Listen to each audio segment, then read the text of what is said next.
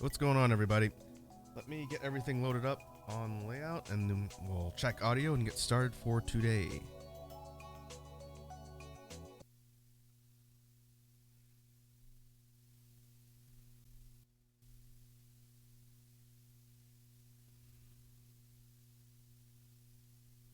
All right. Now I gotta make sure my mic settings are working. I think I have an idea to solve the feedback issue for BGM stuff, but let's do a quick sound check as we get started here. Let me know if I am too soft on the mic here. I see we got Iconic, Core, Rira. What's up, folks? How you doing this Sunday afternoon?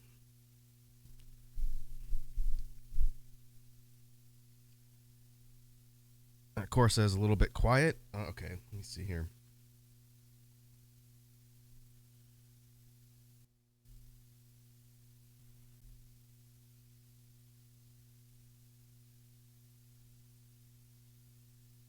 All right, how about now?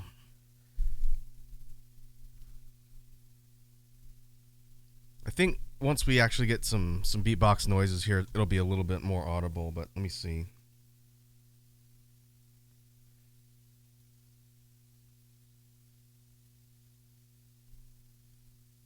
How's it sound for everybody? Should be speaking volume just under yellow, so that should be all right. For the BGM stuff, I'm going to have to take all of the boosts off because that's what's causing the feedback on the beatbox or the synthesizer instruments. But when I do that, I'm going to turn my mic sensitivity probably all the way up to max. So you guys aren't going to get some of the sound quality boosts, but I should be audible if I just turn my mic sensitivity to max and then turn off the boosts. So we'll test that when we get there a little bit later. Let's see. Ryura says I was doing hard work a little bit ago. Core says doing okay, taking a little break from Outer Worlds. Core asks, when is your first concert? I don't really have songs to perform, so I can't really do a concert per se. I would like to do another karaoke stream in the future at some point. That was pretty fun. For now, I'm focused on getting the music releases ready and thinking up some new content formats for next year. All right, I think we're good on sound check.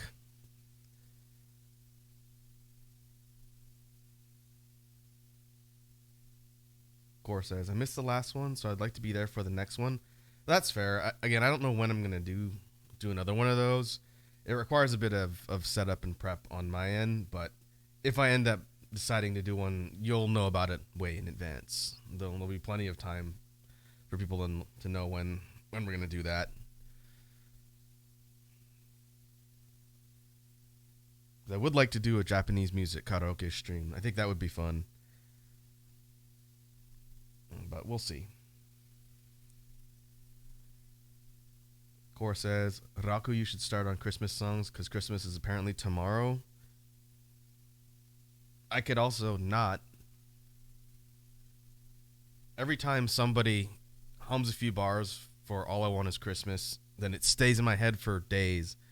So let's not do that. It's too bad I don't know the opening lick on piano.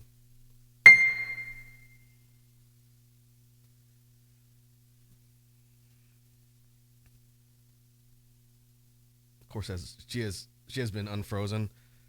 Yes, Mariah Carey has awoken from her year-long slumber to grace the world with one of the most insidiously earwormy songs ever written. Like, I don't think it's a bad song. It just gets stuck in your head, and then you have to hear it for 3 months.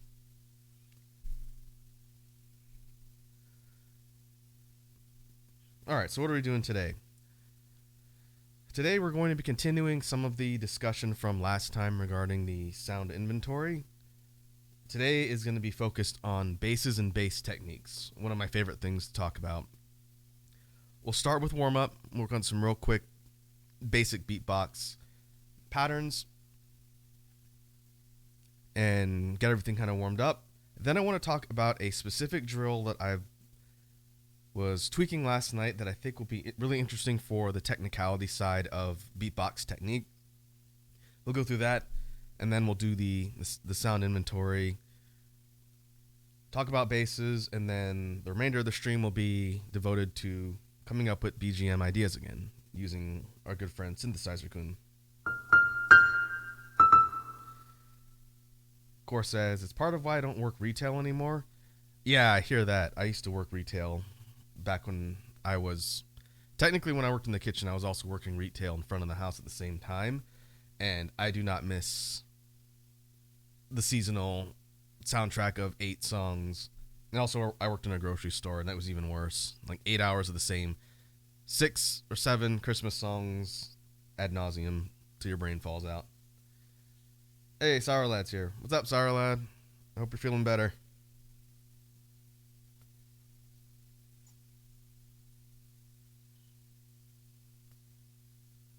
Mariah Carey, after 10,000 years I'm free, it's time to conquer Earth.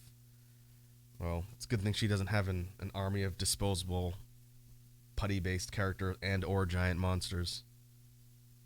Because if we find teenagers with attitude, we're going to get a bunch of TikTokers, and we don't really need that.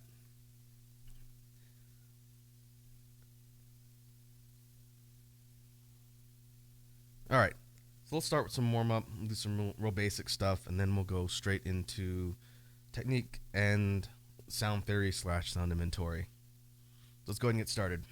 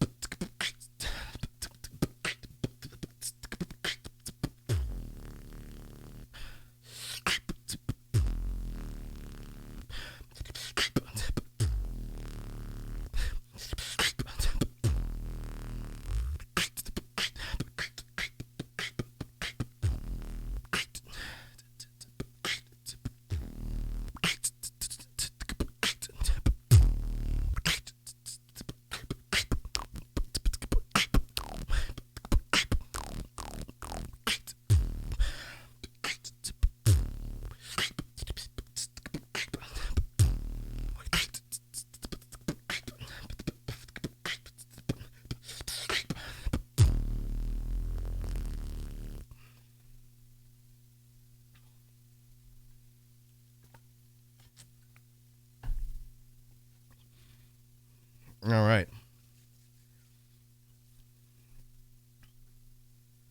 Oh, I see Core Break has redeemed a hydrate and a stretch. I'm gonna have to refill my water bottle later.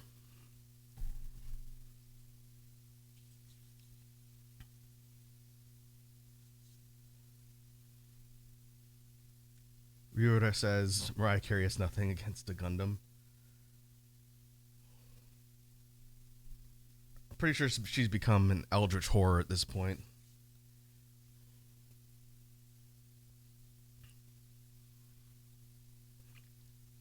Okay, for the warm-up, I think that'll do for now. We'll kind of keep moving, and the way I've sort of structured things I want to talk about today, it's going to keep allowing me to warm up, which will be handy. So before we get into sound inventory, I want to talk a little bit about a specific drill related to technicality. And this is something I was working on last night, and it's something I've been doing for a while. And it didn't occur to me to sort of make it into sort of a training slash a practice tip, just because it was something I did without thinking. But it's a really good way to sort of practice sounds and build repetition. And it's a series of sound sets I know really well, so it works well for me. So what am I talking about when it comes to a technicality drill? So for those who might not have been here earlier on when we started doing these jam streams, the idea of technicality is sound sets. It's specific sound sets that are chained together to create mini sound patterns that can be used as fillers in between parts of a beat. And it allows for a lot of real creativity and really interesting things when it comes to constructing a fully fleshed out beat pattern or what have you, and allows you to kind of mix it up the way you sort of see fit. A real easy way to demonstrate technicality would be the three sounds that I learned first in a pattern, a triplet pattern, which would be the TKP. You would have heard me doing it in the patterns and practice stuff I was doing if you knew the pattern. It was all part of it mixed in there since it's kind of my default. But real quick brush up on technicality. TKP would be a hat sound, a K sound, not a K snare, just a K sound. It's a letter K without any vocalization, just a and a P or a soft B sound would just be a or kind of functions like a kick, sort of. And so taking a as a triplet pattern, you're putting it together into one combo, as it were. That's the technicality combo. And so the way I've slotted it into beats when I'm using this, a quote-unquote filler type sound in technicality, would be something like, let's see.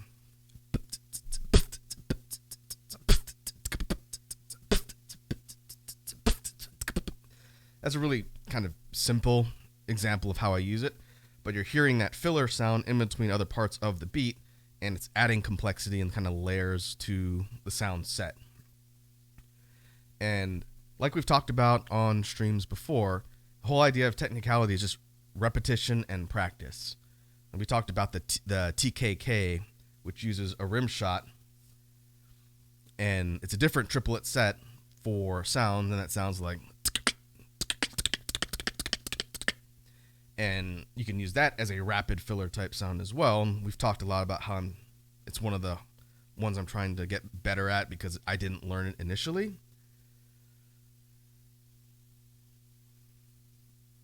Core says, I can't do TKP, only TKTP. The best way to break down technicality chains when you're trying to figure out how you want to do it is to do it very slow, like quarter notes, just like a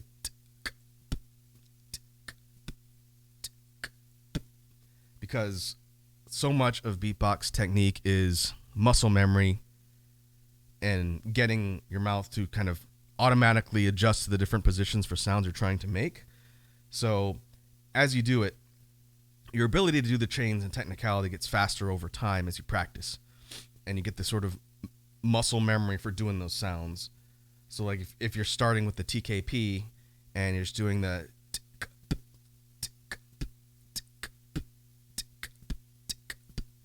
and you start slowly increasing the speed as you practice it, you'll find that you actually get that repetition enough times and you'll be able to speed it up relatively quickly, and it gets easier and easier to do. And I'd say within a week, if you do it daily, maybe for like an hour combined throughout a day, you probably see a noticeable difference in just 7 days because it's just muscle memory.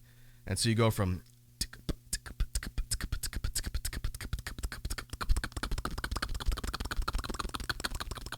and when you get to the super fast version of that, it becomes the roll. It becomes the constant roll, and that's how it sort of builds into that quote unquote speed pattern. And from there, you can sort of slot that into your beats, and you can do it without thinking.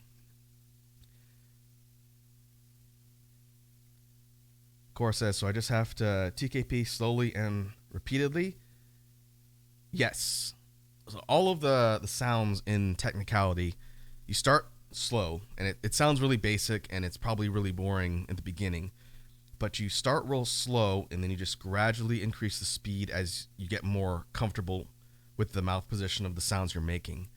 And again, you find that the ability to do that, it really changes quickly, and then eventually it'll kind of plateau, and you have to kind of drill harder in order to get speed. But you just keep doing it over and over again, and the speed will come. Iconic says, interesting. Core says, I really like TKP. Sounds really cool. It's the first technicality sound set I learned, and it's not the one people normally learn. People usually do the TKK first, just because it's the one that you hear a lot of professional beatboxers use. And admittedly, it's a cool sound. But to me, it's not intuitive to use because I didn't learn it right out the gates. And like the TKK, it's harder than the TKP because it uses a rim shot, and a rim shot's a specific type of snare that you have to learn, and learning it's a little bit tricky. We talked about things like an inwards K snare. The rim shot is the version of that doesn't breathe, and it kind of requires its own tutorial to learn. But if people are getting into beatboxing and they want to learn and they need help with something like a rim shot, I can definitely spend time at some point in the future talking about it, because it took me forever to figure it out, and it turns out it's just one minor thing I was doing wrong.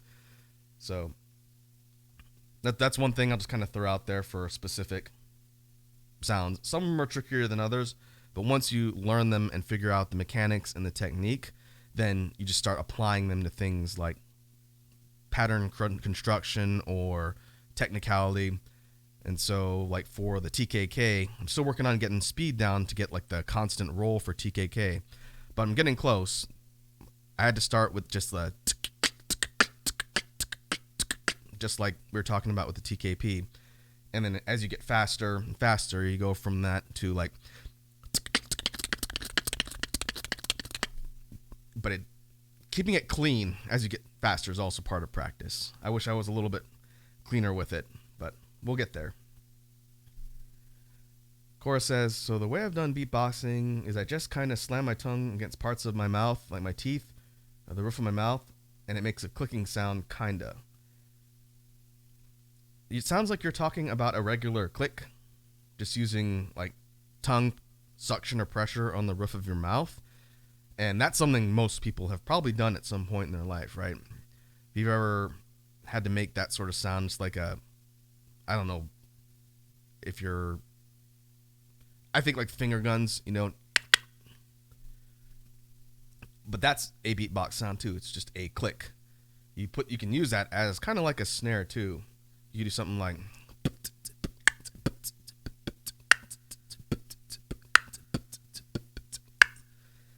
and just like any other technique that you can build for speed, you can practice over and over again, practice clicks, and get faster with them. And there's some people out there in the scene that are bananas when it comes to speed clicks.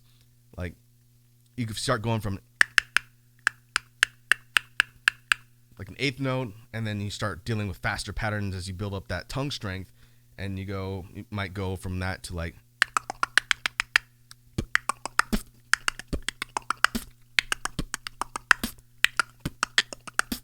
and it's just clicks. I did see your drop a beat nocturnal. Let's go ahead and do that right now. Also, welcome to the stream. I hope you are doing well.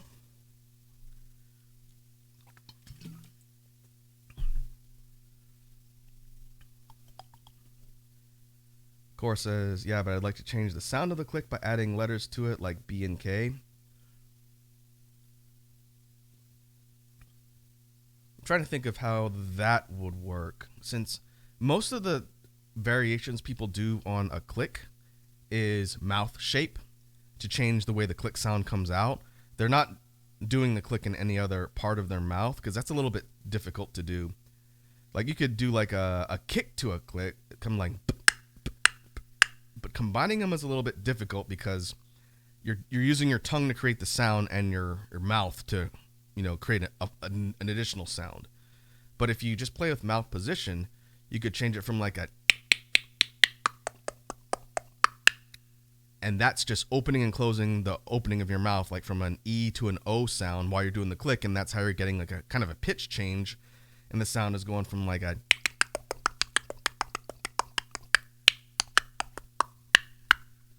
and that's a really common way people change the click sound, and it's real simple. Of course, says I could demonstrate via recording at some point if you want. Sure, yeah, absolutely. Send me the stuff you're working on Discord. And especially if it's something I've never seen before, I will definitely take a look. Another thing that you could try, if you like messing around with click type sounds, you could try learning a clop. And a clop is difficult. I'll tell you right now, it's not difficult to do. It's just difficult to get muscle strength because it requires a really unusual type of tongue motion that nobody does by default. It's very unnatural, but it's not hard to do. So a clop is when you just take your tongue. You don't do it like a click where you're using suction to smack it down. You're just taking your tongue and slapping it against the floor of your mouth. And it's very difficult to do when you've never done it before. It's going to feel like, you're kind of just flapping your tongue. But if you do it for a while and gain tongue strength with that muscle on the underside of your tongue, as it slaps the floor, you start getting a more audible noise, and that's how you get the clop. And it sounds like,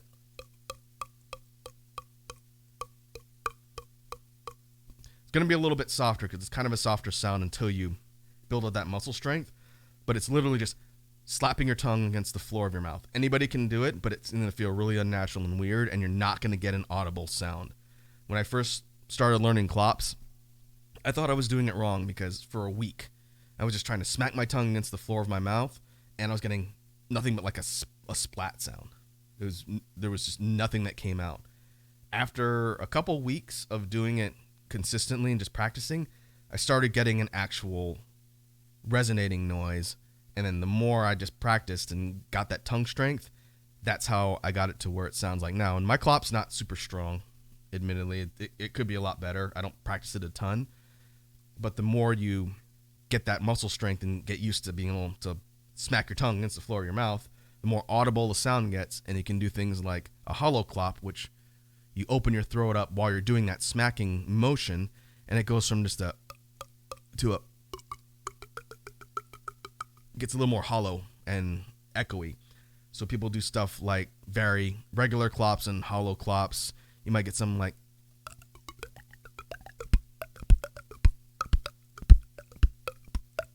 problem is I don't have a lot of endurance, so I can't do that for an entire song. My tongue gets tired. But it's really easy to do. You just have to practice it because it's such an unnatural motion with mouth muscles that you have to build up muscle strength, and then it just gets better over time. It's a really neat technique. Cora says, I think I know what you're talking about. As an autistic person, I do a lot of soothing, repetitive motions with my body called stimming, like clapping, but I like to stim with my mouth so I can do sounds with my mouth. Weird sounds with my mouth. Well, there you go. You probably have sort of a gateway into beatbox technique by messing around with some of those techniques, because I'm be willing to bet there's a lot of overlap. Even outside of specific behavioral type things, there are sounds that people have been making for, probably hundreds of years that have persisted in different forms that have made their way into the beatbox sound repertoire as a tool. Like think about the pop sound when you like open a Pringles can. It sounds like, right? Everyone knows that sound, and a lot of people could probably do it just with their mouth. It's kind of like you're creating pressure with your mouth, and you're rolling your lips off your teeth with an outward force of air. You're not breathing outwards, but you create that noise. That's what they call a pop in beatboxing.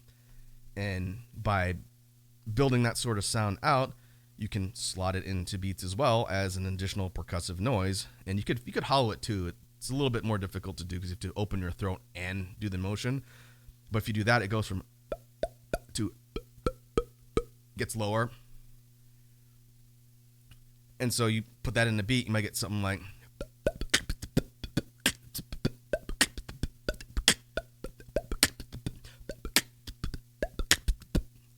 maybe change the caption to sound theory, since that's what we're doing at the moment. And then we will do the beat for nocturnal. Sorry, it's taking so long. Where are we?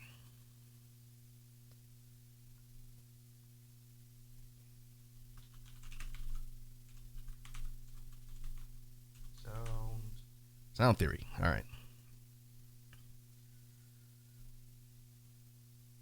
Core says, "Oh, I made the pop sound and opened my throat, and it changed the sound. It's so cool." That's hollowing your throat. It can be applied to so many different techniques in beatboxing, and it changes sound somewhat drastically. You take something like a kick, just a bass kick, and you open your throat, it drops the pitch a little bit. If you get really good at practicing, you can drop the pitch a lot, and would go from to a little bit lower bass. It's kind of subtle on that one. But yeah, throat hollowing can do a lot for a lot of different sounds. Clops, probably the most noteworthy one that I could think of. It does come into play on basses too. So if you know how to open your throat to hollow it, it's the same as learning to sing in a low register for vocalists, for lower bass register type stuff. Opening the throat lets you drop that octave. Same sort of principle, but applied to sounds. It's really handy, and it's not an intuitive motion for a lot of people. It depends on your throat and I guess your larynx muscles. Some people have a harder time hollowing their throat. I can do it okay. Some people can do it really well and apply it to things like the lip rolls. And hollow lip rolls sound super cool. I can't do them. I've been trying to do them for years. But if you take that and apply it to a dry lip roll, you can get it to really echo and reverberate. It's neat. And if I ever figure out, I'll talk about it here. Core says, "I love these streams because I learned so much." Sorry, it's might be I got a sidetrack. Nah, you're good. You're good. No, we're not on a strict timetable. But let's go ahead and get that drop a beat for Nocturnal, and then we'll keep talking through all the questions and stuff from chat. It's a good discussion. All right, let me get some water. I think I'm going to try and warm up my bass a little bit, since we're going to be talking about bass coming up soon for the sound inventory. So let me do some kind of throat vibration bass mix, and we'll do that for the beat. So let's see.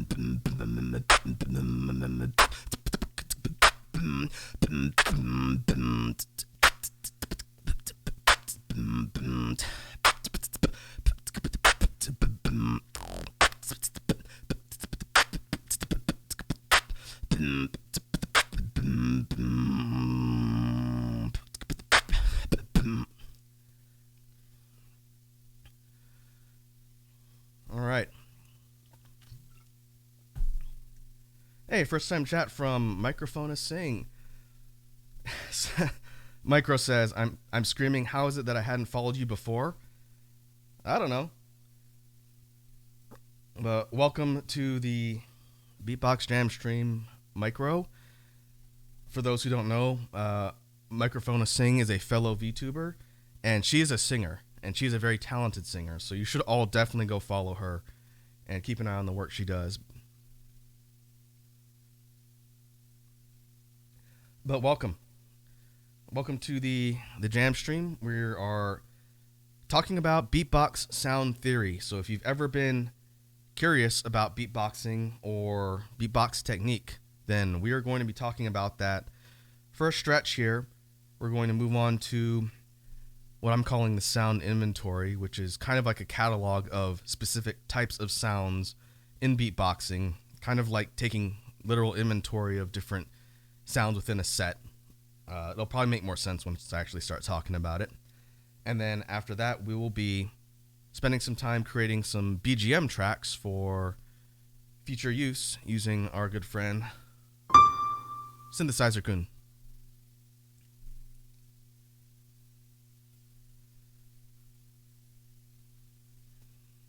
So before we move on to sound inventory, I mentioned a technicality drill and something that I was tweaking yesterday, and I think it'll be interesting for folks since we were just talking about technicality. And again, real quick recap since I know some people jumped on.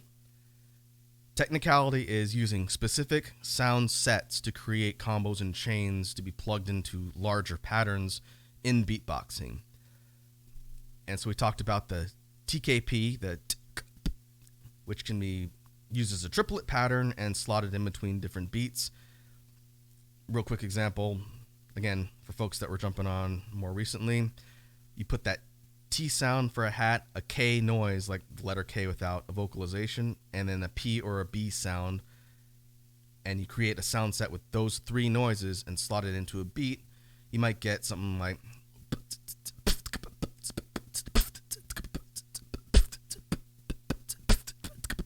and that is the technicality piece. Micro says, I still cannot beatbox properly, so I'll do my best to learn and listen. Hey, that's perfectly fine.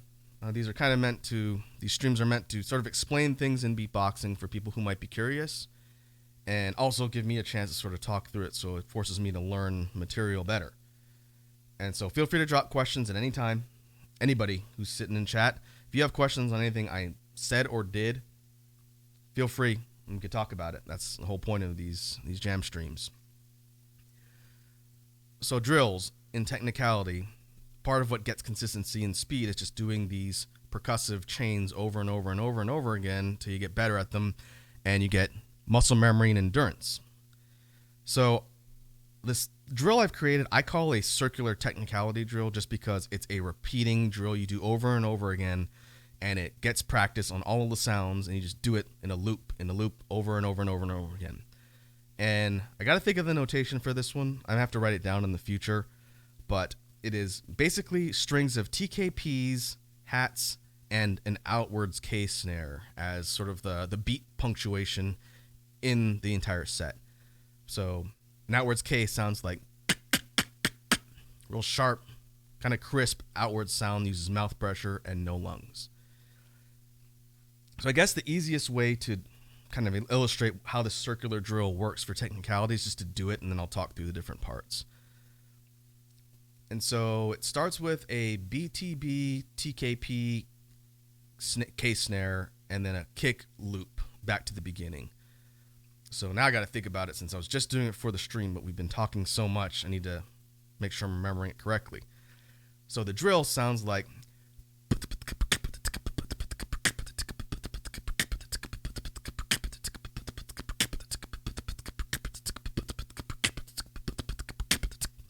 and so it's a series of kind of triplets with maybe a couple extra ones mixed in, but it's meant to be a big constant chain, and you just do it over and over again to practice each of the sounds in between. So if we break it down even slower, like if you're practicing this drill from the beginning and you're trying to learn the sound sets, you'd be doing it almost beat by beat, and you'd be doing something that sounds like,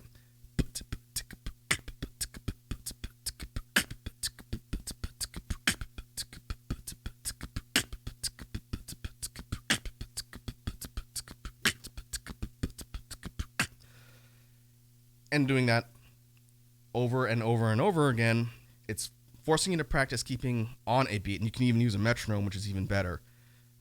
One of the beatboxers I've learned from really stressed using a metronome for learning how to keep on beat and be consistent. It's really good advice. I have done that for a while. And I would recommend if you get you can get free metronome programs on your phone, and you could set the BPM, and you can just have it going, 1, 2, 3, 4, or you can up it or lower it. And it definitely helps for keeping time and keeping on rhythm. I see we got Hydrate and a Stretch from Sour Lad. I'm going to go through a lot of water. And we got Edward in chat hitting us with an ish. What's up, Edward? Welcome to the stream. We're talking about technicality drills. And so the circular drill, again, BTB, TKP, snare, K snare, kick, repeat. And again, breaking it down real slow, we would get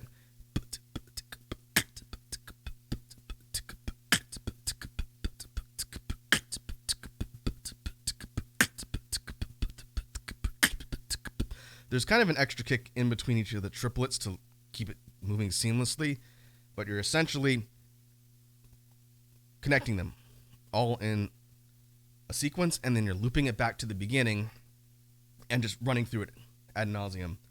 And it forces you to, again, keep the time consistent and just over and over again, just like any sort of repetitive drill, teaching muscle memory and consistency.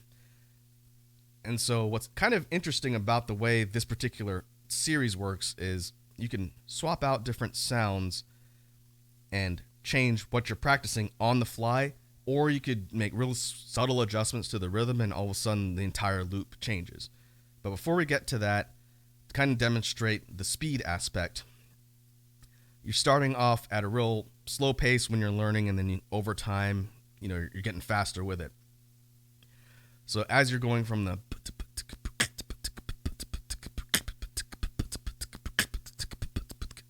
I'm just going to gradually increase the speed to kind of demonstrate how I've been practicing with this lately. And hopefully it'll make sense. So we start relatively slow and I'll just ramp it up and then, kind of explain it. So from slow.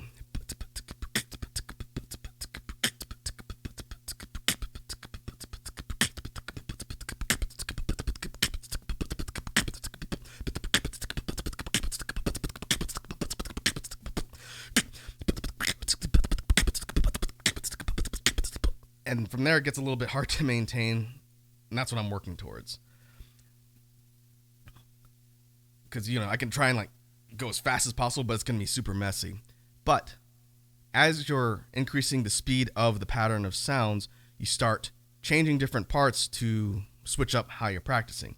So you could start adding things like an FT, a FT sounds hat, as it were, in between. And then all of a sudden it changes up how you're practicing. And I won't do it at super high speed so people can hear what I'm talking about. So if we're doing it at, let's say, I'm going to start adding an F sound, FT hat sound in between, and see if you could tell where I'm doing it just on the fly, because I'm going to start switching back and forth. So it'd sound like,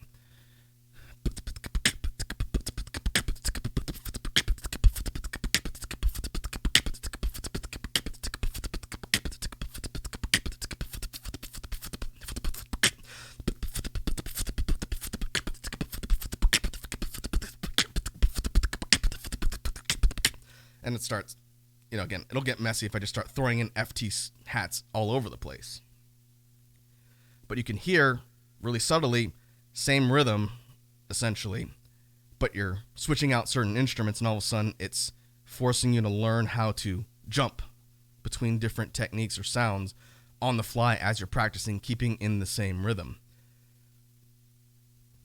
And so it's a really fun way to sort of practice, but also kind of force your brain to think faster.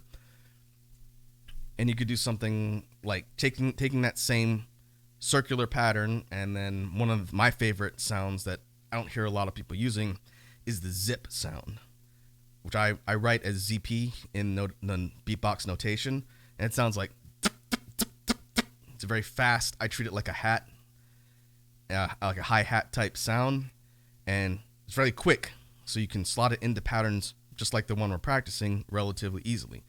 So you might do something like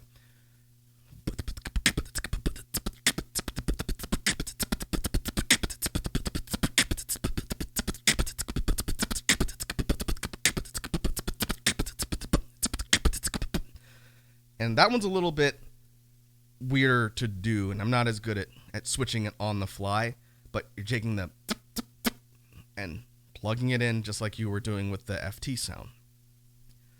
And so the last thing I'll kind of demonstrate with this particular type of circular drill that's fun is changing the entire rhythm of the whole thing just on the fly.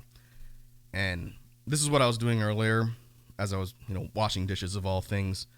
But if you take the regular loop and then just like cut a beat out or add a beat or switch one thing, it changes the entire rhythm of the drill that you're practicing. So if you're taking them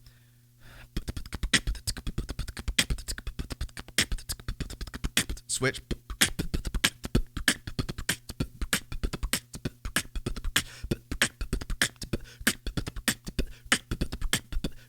switch,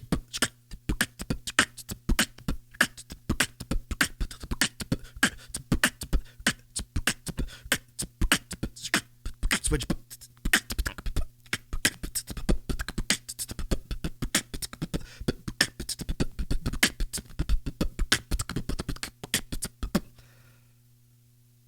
and then you could see how all of a sudden you're going from just single repetition to multiple different repetitions using the same series of sounds at different tempos. It's really kind of an interesting tool that is, at the end of the day, forcing you to learn the sound techniques in theory. And I see we got a hydrate from micro and a stretch from core.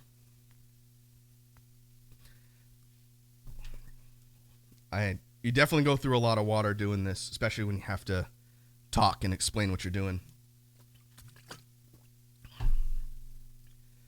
All right, so let's go ahead and move on to sound inventory. And again, any questions, stop me at any time, folks. I'm not on like a structured lesson plan here. I just had stuff I want to talk about, and everything else is completely open-ended. So again, stop me if you have questions. So sound inventory. This is a kind of an idea that I've been messing around with since the last jam stream, and it's just a way for me to organize how I have all of the beatbox sounds and techniques that I know by similar type, and by organizing them, they're all kind of in the memory banks, so I know, we did snares last time. If I have to think about a beat and which snare sound I want to use, if I know, all right, I know 15, for example, snares. Do I want a PF snare? Do I want an inwards K? An outwards K? A BGM? Do I want to, and forcing myself to structure that into an actual organized list in my brain makes it easier for me to sort of cycle through and be able to bring them up on the fly. Or if I'm talking about it with someone, the information is there.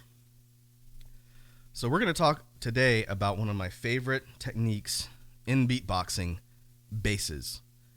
Basses are incredibly varied and incredibly fun and pretty challenging to learn because all sorts of different basses, and I know Micro can probably understand this because she's a singer. So many of the basses are based around vocalized sounds, but a lot of them aren't. And we're going to talk about a mix of both here on the sound inventory discussion. And I got to think about how I want to sort of structure that. Maybe we'll do non-vocalized ones first and then do the vocalized ones all at once. Core says, I'd take lessons from Maraku. Oh, that's very kind of you, Core. If you ever have questions on beatbox stuff as you're learning, just hit me up on Discord. Core also says, by the way, while you were going hard, my cat was bobbing her head a bit. Oh, awesome. Having the cat's vibe with us is also a plus, as opposed to running away, screeching in the opposite direction. Okay, so when we did the sound inventory before, we did a sample beat, and we plugged in the different sounds we were swapping through in the inventory in the same beat. That's going to be tougher for basses because the basses are done differently, and it's not just a one beat thing. So I'm going to try and do a sample beat that uses the bass. It's not going to be the same beat every time. So it'll be a little bit of a change in the formula just because it's harder to do that with these sounds since they're not the same duration and same type of sound. Micro says, I won't lie, I'm still curious about the zip. I've never heard it before, and it's like, whoa. Okay, well, let's talk about the zip hat for a second, because it's a kind of unusual technique, and again, I don't think I solely invented it. I just never hear anybody use it in the beatbox scene. And so it's, in its technique, the zip sound is just taking the word zip, like, a zipper, Z-I-P, and you're taking the I sound out. So instead of zip, it's going zip. You're making a ZP sound, and you're cutting out the I and shrinking the sound down. But the trick is you have to close your lips pretty tightly and quickly on the P. And the way you have your mouth position, your teeth aren't clenched, but your teeth are close together. They're almost completely clamped, but not like forcibly clamped. So think about it as trying to say zip through somewhat closed teeth and then clamping down on the P, and do it in a burst. So not zip or zip. It's fast. You want it to be like a quarter second. So instead of it just being zip, zip, zip, it's zip, zip, zip. And you're kind of forcing the air out just using the pressure in your mouth. You don't have to do it with your lungs because it's not a breathing sound, but you're getting that zip, ZP sound super fast and closing your lips at the end, and that's what's creating that kind of almost bouncing-ish noise at the end. And so it goes from like a zip, zip, zip, zip. You take out the I, and you start getting. It sounds like something, shooting through the air real quick, like a projectile, right? And you learn how to do just the by itself, and then you start learning how to chain it together. And so you could do it more rapidly, something like a. You might hear me do a triplet series of zips in a beat where it might be something like.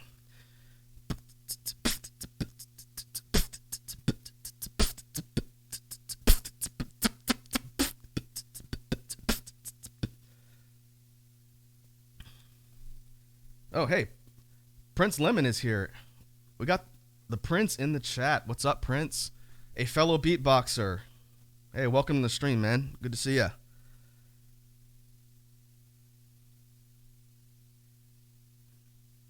Prince says I can't do it. Well, again, if you take the zip word, take out the I, and then keeping your teeth close together, focus on getting it fast. Like you're trying to say zip, zip really fast. And then clamping your lips down on the P is what's getting the sort of impact noise, as it were, and just mouth pressure out zip really quick. And it goes from just zip or sip, zip to it takes practice. It's not going to sound quite like that initially, but the more you practice it, the easier it'll develop, and then you get the muscle memory down and you can start slotting it into beats. But, and this is for Micro and all the other folks that I'm talking to here, sounds do not develop instantly in beatboxing, especially sounds that use a weird type of muscle technique. It took me maybe a month or so of practicing to get an audible noise on the zip because I was just doing it a lot. But if you just practice it, give it a week and see how it sounds in day 1, day 7, I guarantee you if you just practice it a little bit each day and just focus on getting it fast, it'll progress. All sounds work that way, whether it feels like it's progressing or not. And so keep at it. Of course, there's a spit on my arm. And the thing that's kind of fun about the zip, because it ends in a closed mouth position, you can chain it to a triple kick, a BTB sound, really easily. And so a BTB would just be a triple kick, right? If you go zip, triple kick, you can do it really quickly, and it's kind of fun. I've done it on beats before, and it took a little bit to sort of figure out, but it would sound like. And so how would I use it in the beat?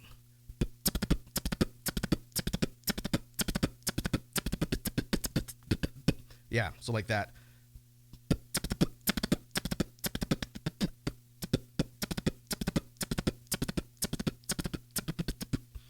And if you want to build off of that position even further, the zip and BTB ends with closed lips, which is the perfect position for a BGM or spit snare. A really sharp kind of clap noise. It sounds like. And so the beat that I like to mess around with just as practice would be something like.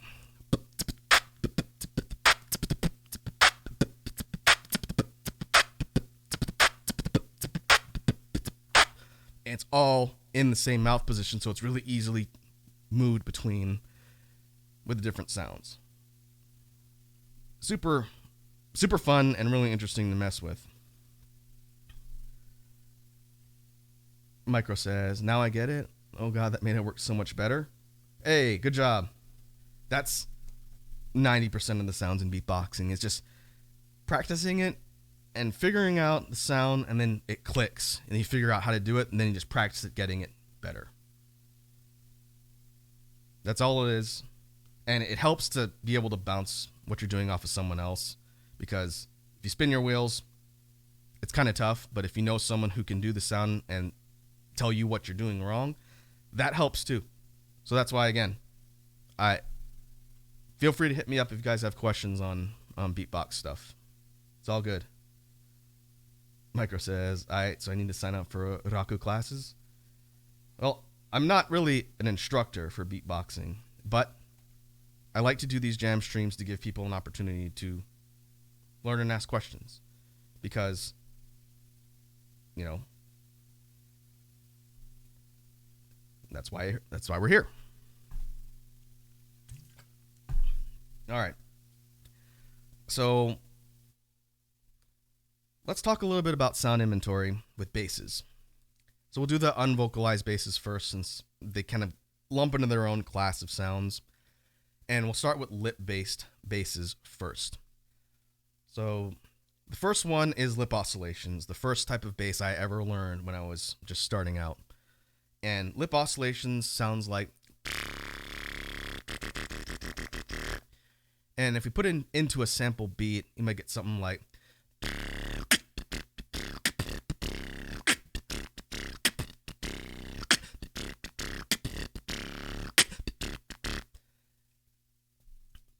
And lip bass or lip oscillations are done by flapping your lips. Again, the teacher I studied under called them horse lips, which is a pretty good explanation. If you just blow air out of your mouth and let your lips flap like a horse, you get. I think everyone's probably done that at some point. You just blow air out of your lips and let them flap. Horse lips. Lip oscillations, you take that and you tighten up the corners of your mouth and force the air to come from the middle of your mouth and lips. And you tighten up a little. You're not trying to seal the air off, but you're trying to control it so it's not just flapping everywhere. You're forcing it out of the middle of your mouth and kind of focusing it in, and it goes from to. It's more controlled, and you're not getting a wide, variance in pitch. It's just.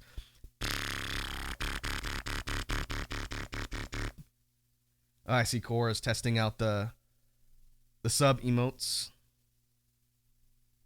We don't get a lot of use out of the pet one, so I'm glad people found that one. That's probably part of the big sub donation from the Minecraft stream. So yeah, enjoy those emotes. So lip oscillations is a bass type. are pretty versatile in that you can change the pitch of the oscillation itself by tightening or loosening your lips. So you might get something that sounds like, and that's just starting a little bit tighter and loosening it up so it's got a descending pitch. And then opposite way, you can go upwards too. A little bit tougher, but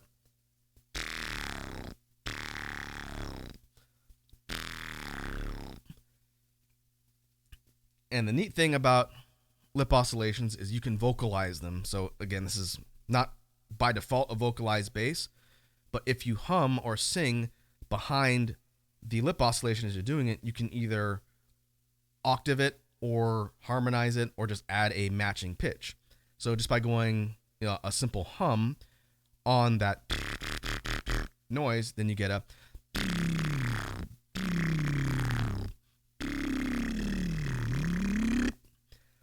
and so it becomes a melody on top of the bass sound. And it's a pretty handy way to mix things up depending on what you're putting into your beat construction. And so, again, lip oscillations are pretty simple. It's one of the more basic type of basses a lot of people learn when they're starting out. Getting that controlled noise takes practice. Once you figure out the mouth position to get the sound to sound different from just horse lips, it does take practice to build up some lip strength and control. But you're not going to have quite the skill curve as some of the other ones we're going to talk about here. But pretty useful and a good place to start. Core says, doing that with my lips makes them all tingly for a bit. Yep. It's a very unnatural feeling to have your lips vibrating like that. But as you do it, it'll go away. You won't even notice. And I'd say maybe like a week or two, and then you'll probably have the sound pretty well dialed in and you could start to play with it. Because we talked about things that affect sounds and how they come out. If you open your throat up and hollow it when you're doing that, then you get a hollow lip oscillation, and it sounds like, so normal, hollow. You can tell how it drops. It gets a little bit more resonation and it changes the sound. So you might do something like on a drop for an actual beat. Something like,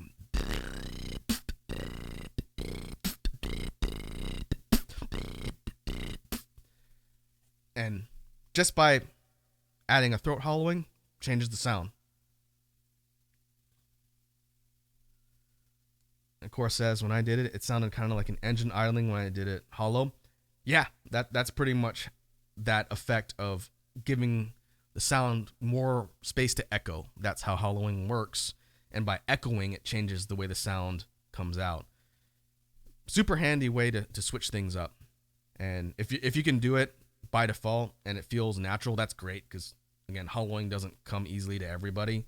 Depends on your anatomy and how your musculature is, but you can apply it to a lot of sounds, so it's worth experimenting around with. Another sound in the inventory that's a cousin to lip oscillations would be actual lip bass. And if anyone here has ever played a brass wind instrument, it's what's called buzzing.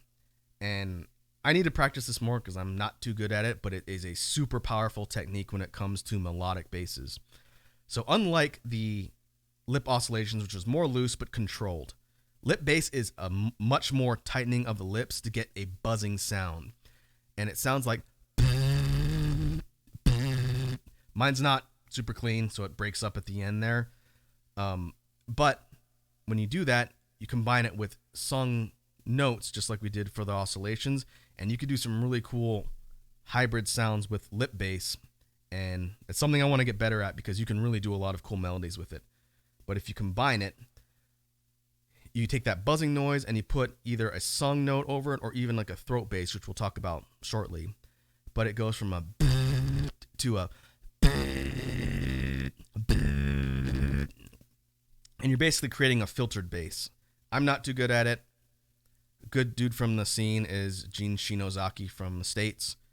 The guy's crazy with lip bass, and he does all these things where he'll create a pitch with the buzzing and harmonize a sung note over it, so he's creating a harmony and melody just using lips and voice. It's crazy and it's really powerful. Micro says brass like trumpet. Yep. Trumpet, trombone, tuba, baritone, anything that has a brass mouthpiece, you have to create that noise in order to get sound to come out when you're playing the wind instrument. And that is a technique for beatboxing as well. It's one I suck at. Admittedly, it's a work in progress. Prince says, tighten that embouchure. Yep. The muscles on the corners and sides of your mouth are what get you that lip strength to be able to control the sound and sort of get it to come out the way you want it to. And then from there, it's just combining the sung notes and however you want to vocalize it, changing the sound that way. And again, Prince, I know you're a beatboxer, so if you have any comments or things to add to what I'm explaining here, feel free. Feel free to drop them in chat, man. In fact, you've been doing this longer than I have, from what I've heard. So moving on in the sound inventory for non-vocalized basses, there's two more sounds right now that I want to talk about, and then I want to get to the actual vocalized basses. And the first one is, technically it's a bass sound, might be up for debate, but it's the lip roll. All right, one of the most famous modern beatbox sounds in existence because it's not very old. In fact, I think the lip roll is less than a decade old at this point. And lip roll is super powerful, and it's super versatile to use in beats, and it's distinct. I know every person I've ever done that sound in front of has been immediately surprised because it's such an unusual sound. And so the dry lip roll, the basic one, sounds like... And I'm not going to go into the mechanics of doing it now because it's a little bit complex to explain, but this is a non-breathing sound using mouth pressure in the corner of your mouth to create suction, and you're basically causing your lip to resonate as you're breathing in. It's a very simple explanation for a very complicated sound. It took me a long time to learn the regular lip roll because I didn't do it correctly. If people are interested, I can do a tutorial in a future jam stream about that. We've talked about it in the past, and it's been a while, but good Lord, if you don't have something to point you in the right direction for that sound, it's very difficult to learn.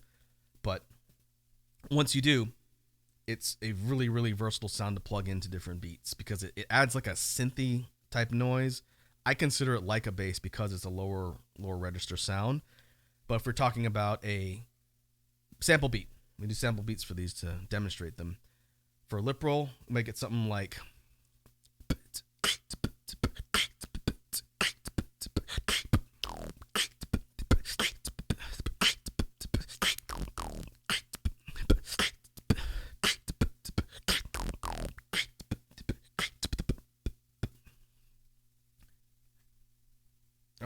Another hydrate from Core. And Core says, does that mean Prince is the Beerus of beatboxing? Yeah, probably. You should also check out Prince on YouTube or Twitch. But I see Core's heading out. Gotta bounce. Thanks for the instruction. Hey, no problem, Core. Again, feel free to hit me up if you have questions. It's all good. But thanks for tuning in, and I will catch you in the next stream. So talking about the dry lip roll, again, on its own, you're getting the noise, but you can do things like do an outwards breath from that same corner of your mouth lip position and speed up the lip roll, and that's when you start getting a lot of really funky stuff like Napalm's roll like this routine, which we've talked about on stream before, but by going inwards and outwards at the same time, you're getting a more rapid lip roll sound, and you're getting something that sounds like...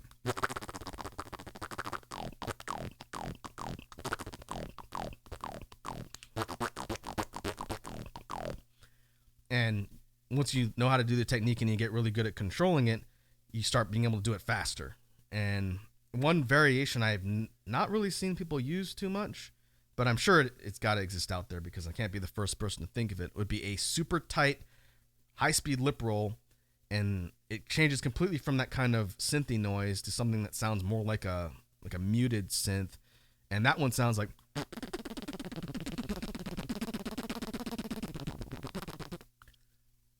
almost like a buzzing bee noise, but it's super fast, and I don't hear people do that with lip roll. Maybe I've just never seen it, but it's got to exist out there. I can't be the only person who's thought of that. But as a bass type sound, lip roll is really handy and versatile to use in beats. And its cousin, the inward lip roll, is the one I learned first because I did things out of order. But it's using the same position. So once I figured out how to do the inward one, it was a little bit easier to learn the regular one, but I still need to be pushed in the right direction. But the inwards lip roll is taking that same position in the corner of your mouth, and instead of just using mouth pressure to get up, you're breathing in to greatly amplify the punch and the power of the sound. And so people do an inwards bass drum kick on the beginning to give it a punch. And if you do that with an inwards lip roll, you get, and it sounds like a really heavy subwoofer resonating bass type of sound, right? And it's also a way to get air in. So if you put it into a beat, you are taking in air while you're doing the inward lip roll, and it's really handy for regulating air supply. And so if we put it into a beat, you might get something like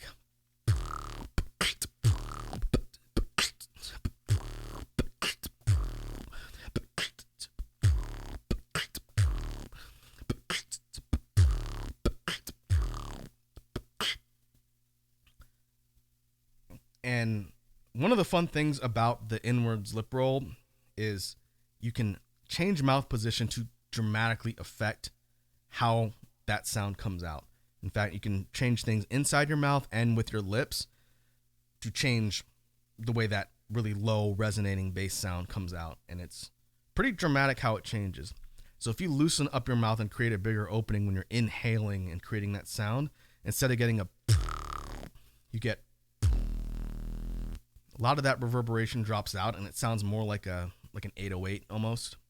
And it's really, really low and will absolutely destroy speakers on a mic if they have a good bass system. And all it is just a loosening of the lips and opening and going from to.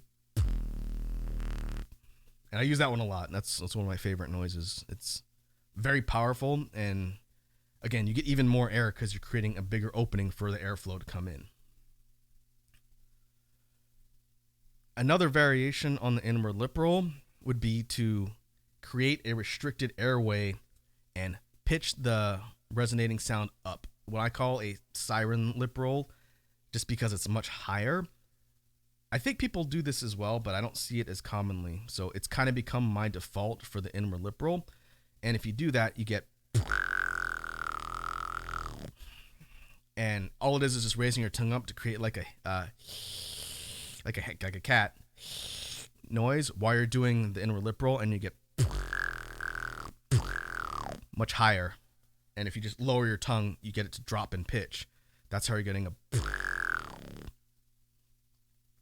And that's usually my default for lip rolls, but it's not really a variation you hear super often. I see Eurodas redeemed a Raku Factu. Let me pull up the list. I think you guys are due for a homeworld fact this time. Let us have a look.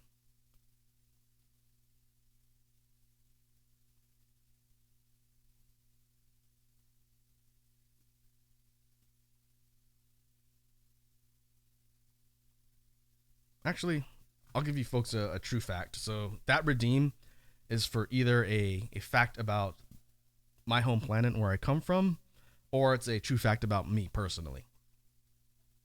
And I need to add to this list because people do redeem that every once in a while.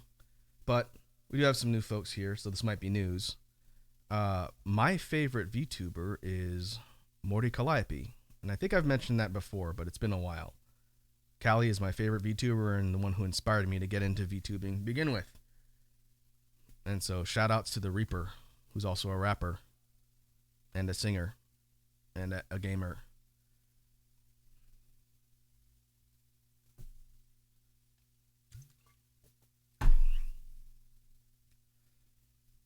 All right. So moving on in the sound inventory, let's talk about vocalized basses. This will be kind of the last thing I talk about on this because actually I missed one. Before we move on to vocalized basses, this should have been up with the lip-ish ones. There is one more that I don't use a whole lot, but it's worth mentioning because it's kind of a noteworthy technique, and that's tongue bass. Tongue bass is kind of simple in concept depending on if you have the anatomy to do the bass technique. So if you know how to roll your tongue bass is pretty easy to do. If you can't roll your tongue, you can't do tongue bass. But what that sounds like is just a controlled rolling of your tongue, and it's an outward breathing bass sound, and it sounds like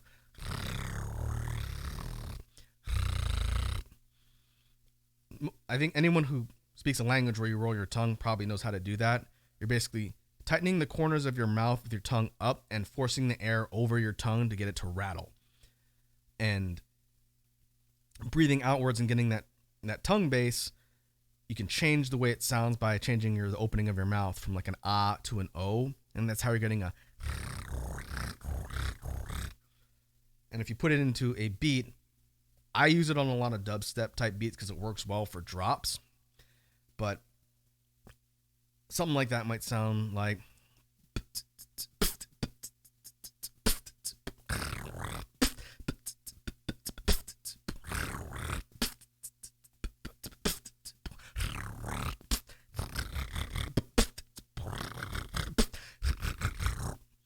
And it's kind of muddy and distorted and low sounding. But the thing that's really handy about tongue bass is it pairs extremely well with vocalization. So you can sing or hum at the same time as doing the tongue rolling. And again, if you know how to do a tongue rolling thing, you may have already done this at some point. But just by combining a sung note with the tongue rolling of tongue bass, you get.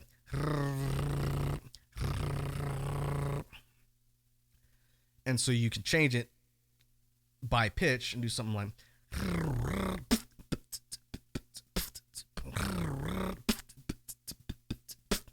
And if you add a really high pitched noise, you can kind of create like I've heard it in dubstep and drum and bass, but you go for a really high pitched noise, combine it with the low tongue bass, you get.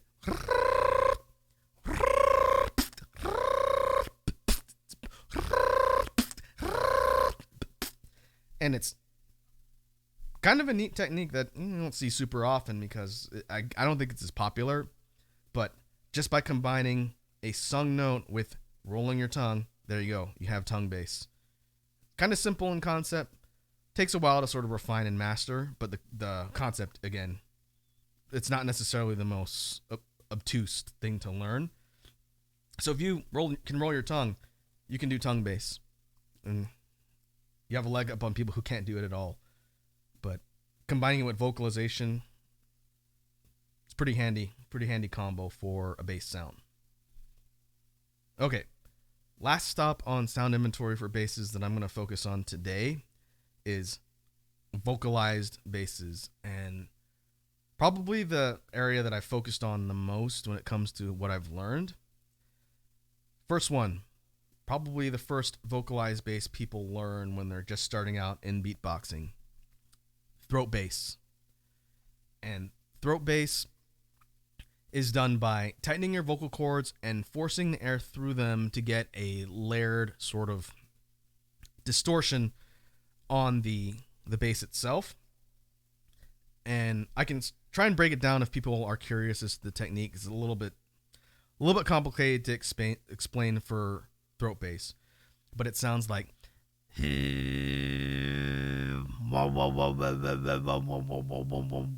I like to do my throat basses through a almost closed lip filter, and that's how you're getting a little bit of a buzz, kind of like the lip bass. But that's how you're getting a. But if you do it open mouth, it sounds like. And again, it's tightening up the vocal cords. And I've seen people kind of liken that tightening kind of like a cough, which is a kind of strange way to explain it. But it's almost like a grunt or a cough. But once you figure out how to tighten your vocal cords to get that sound distortion on it, then it's just practice. It's a very unnatural motion with the muscles. And especially for singers, it's probably going to feel bad for your voice because it's very unusual. But the longer you do it, the more you kind of get endurance and you condition your throat. And it won't destroy your voice because it's essentially done differently than, like, let's say a metal growl or like a vocal fry. Different technique, but you're essentially distorting that sound, and that's how you're getting the throat bass. And so putting it into a sample beat, you might get something like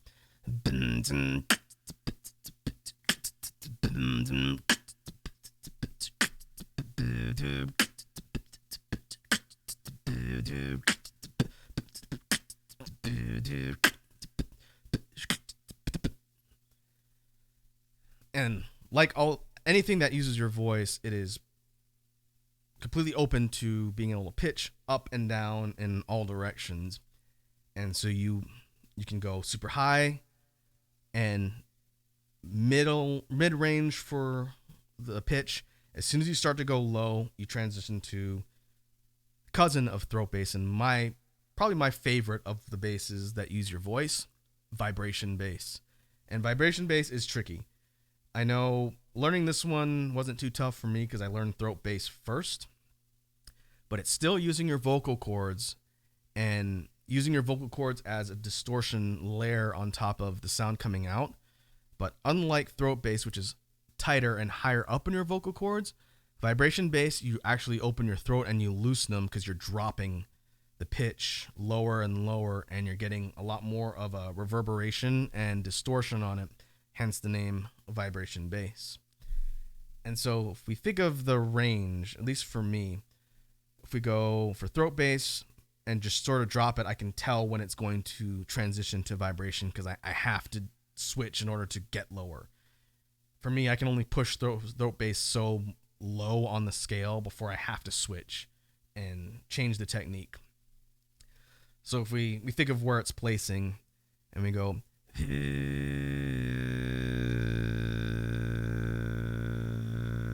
right about there is pretty much as low as my throat bass goes. And I get some water for this. Dropping it lower and opening the throat, it goes from to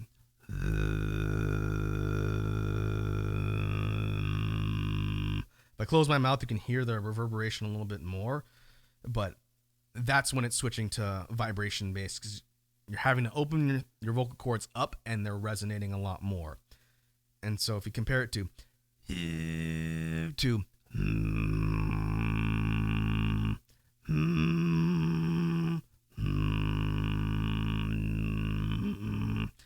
and changing tongue position and where vibration bass is coming from sort of impacts the sound the most the way I do it. If I force the sound through my nose primarily, kind of like a hum, but in that lower register, that's how you're getting and you can open the mouth up and you would get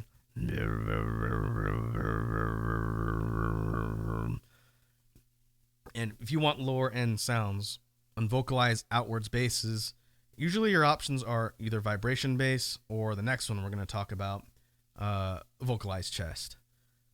And so learning vibration bass was tough, but it's super fun and versatile to use. It's my favorite bass type, I think. It's the one I use a lot. But it takes a lot of practice to get that transition point from the tighter, higher throat bass to the lower vibration bass and getting that resonance. But once you do, then you get the ability to go a lot lower for things like drops. So if we put vibration bass into a sample beat, you may get something like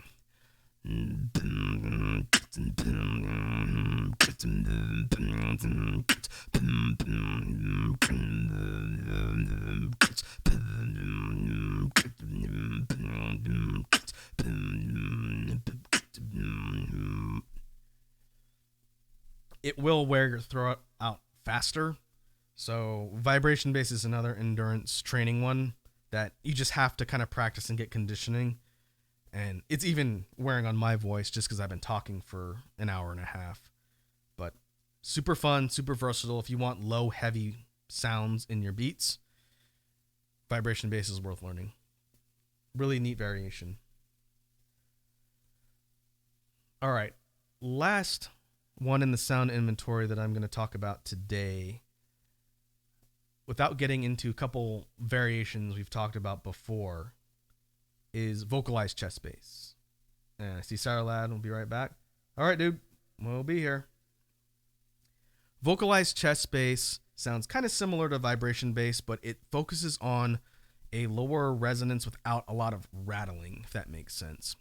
It's still done using your voice, but instead of using your vocal cords, it's actually using a chest bass distortion to change the sound. So chest bass on its own sounds like it sounds like a heavy sigh, and if you put just chest bass on its own into a beat, you might get something like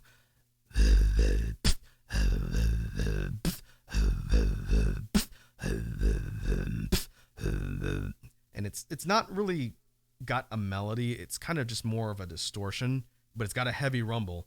And if you're on a mic system with good low end and good bass, that will shake things. It's very, very low. Vocalized chest bass takes that rumble and that heavy sigh, and you're just singing a note over it. It's a hummed note over the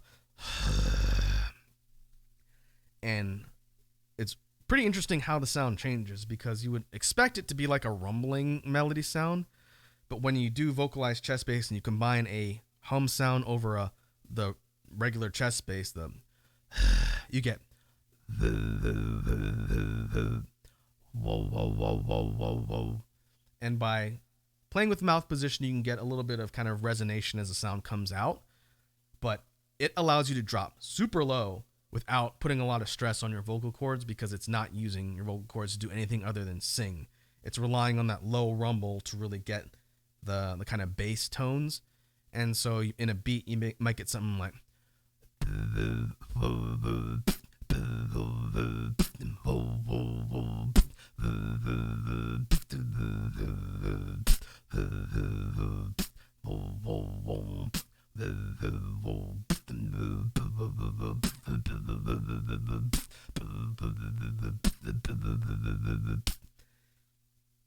and again, it's probably the lowest vocalized bass that I can do, because that's pretty much the bottom of my range at and it's a little rumbly. It starts resembling a vibration bass-ish, but I'm not doing it that way. And so if I need to hit a really low note on an outwards vocalized bass, I'll usually go for vocalized chest. And that's a really fun one to learn. It's definitely easier than vibration bass, because you just have to get the chest bass developed enough to where you're getting a rumble. And then once you get the low end and rumble, you're just putting a sung note over it, and it goes from to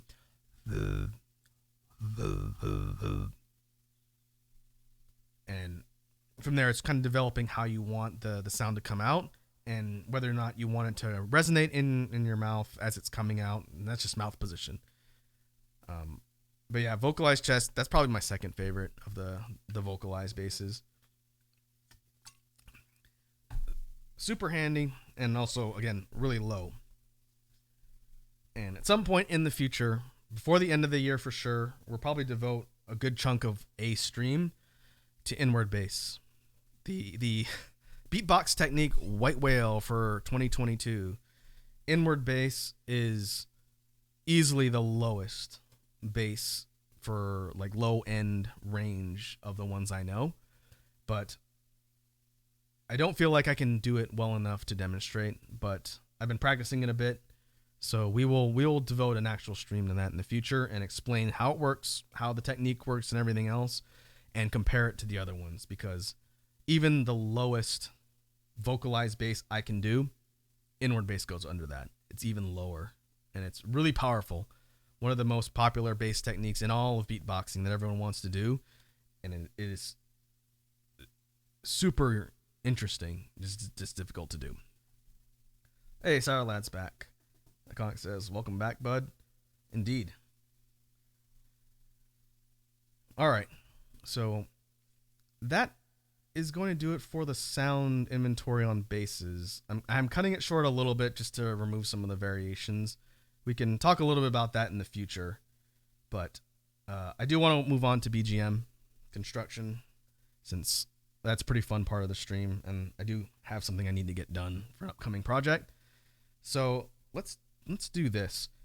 I am gonna go refill my water bottle because I've gone through a buttload of water in the time we've been talking. So let me put a beat on in the background, and I'm gonna go refill my water bottle, and then we'll switch the caption up and move into BGM construction with Synthesizer Kun. So let's see, maybe something like.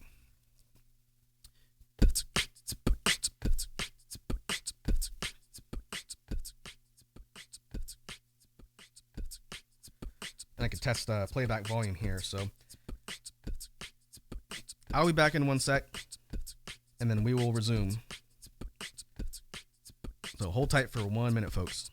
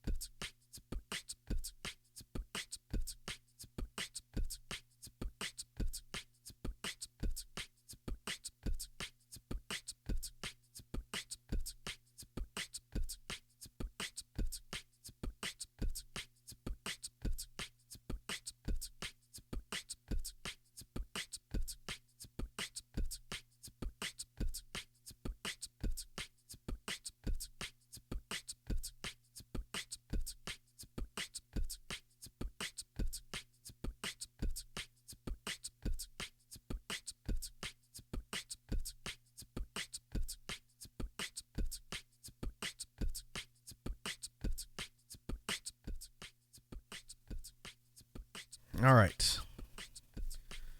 I have returned with water. Okay. So like I mentioned this on Twitter. I might have mentioned it in one of our previous streams. I found out that my loop settings were causing feedback on my recorded BGM tracks. And it's because I have a dynamic and EQ boost on my mic, which enables me to beatbox and talk to you folks, and you can hear me a little bit better. But the problem I ran into is that anything that comes in from the synthesizer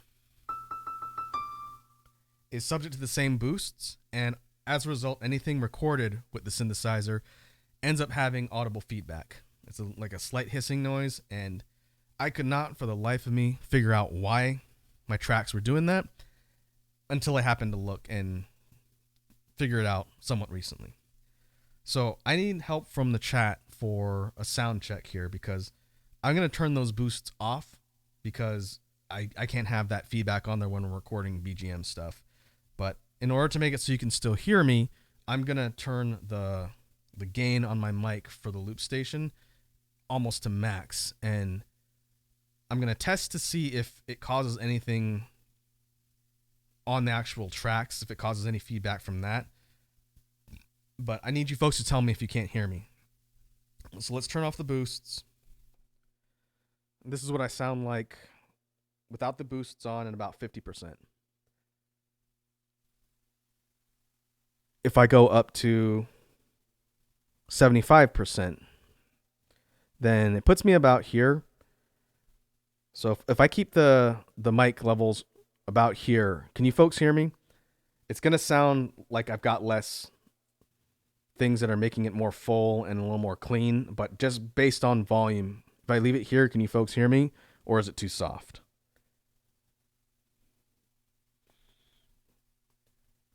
And what I can do is I can test out the loop inputs to make sure that it's not feedbacking in from the mic now. But I have a little bit higher to go on the mic if I need to. But all that matters is you can hear me talking. I don't need to worry too much about the mic quality because we won't be recording from the mic. It'll be purely from the synthesizer. And the way this balances is I just up the synthesizer volume and then it'll come in.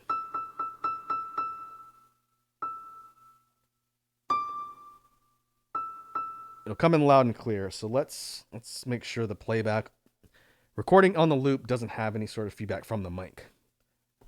So clear this off. Let's see.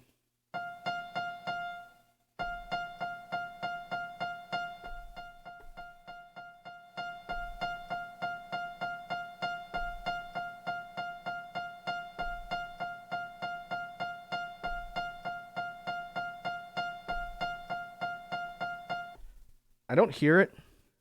I can't hear any sort of audible feedback on there, so I think we're good on these settings. And I'll listen to it on playback after the stream and make sure that we have a good balance. This is just going to be when we're doing BGM stuff with the synthesizer because we want to be able to use this stuff for future projects. And so, yeah, continue to give me feedback. If anything sounds weird or if it sounds really bad, just let me know and I'll try and fix it. All right. So what are we working on? Continuing from the last session, I still need to write an overworld theme for this project I'm working on. And last time we did sort of like a second, sadder overworld theme. And I actually really liked that one, but it has pretty noticeable feedback on it because of the mic problems or the loop boost problems. So I'm going to actually have to do that one over again. But it's relatively simple. I'm not going to do that here. But I'll need to do that one over again, which is a little bit annoying, but I really like the way that one sounded, so that's all right. So to start off, move my mic over a little. We want to establish a good tempo and beat for an overworld theme. Thinking JRPG,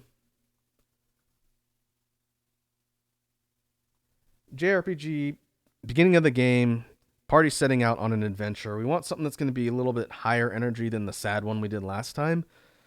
So I thought about doing something March adjacent, which wasn't really part of the theme last time, but let's start by setting up a tempo. So I'm going to load a percussion set and then we'll start messing around with a rhythm, and then we'll build out from the rhythm things like bass, melodies, and everything else. So like we talked about before, we're going to see my model kind of wig out as I turn away to look at the synthesizer, which is right next to me. But that's okay. I'll try and turn back and forth and make sure I'm talking into the mic so I can be heard.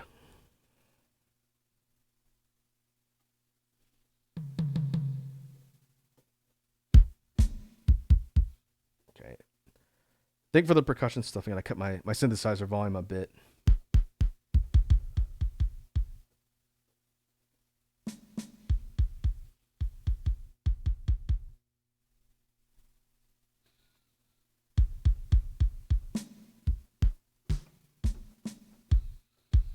Could try and do a muffled bass drum kick too.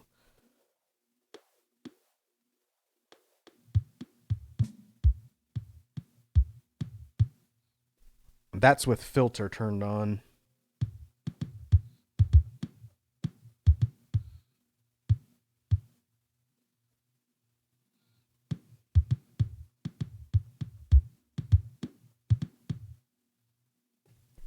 Well, that's not bad. It almost sounds kind of more like a bongo, which is not necessarily what I was going for, but I kind of like the muffled, muted noise to the kick. So let me see if I can come up with a good kick rhythm, and then we'll build something around it.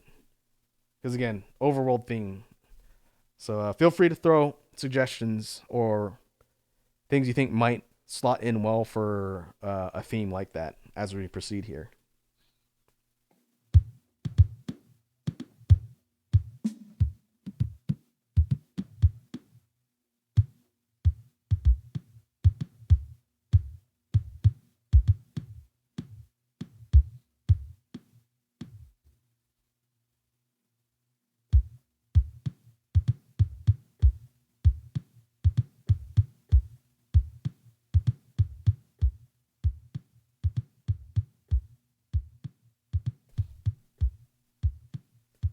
Okay, that's kind of an slightly irregular rhythm, but I think we can work with that.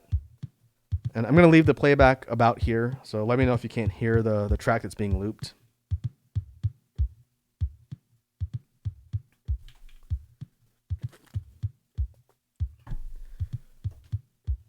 So what else can we add? We can add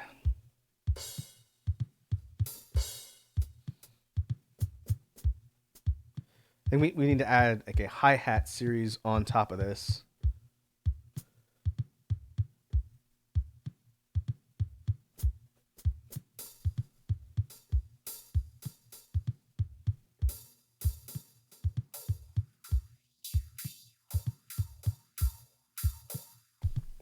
I don't know if we want filter. That's gonna make it sound kind of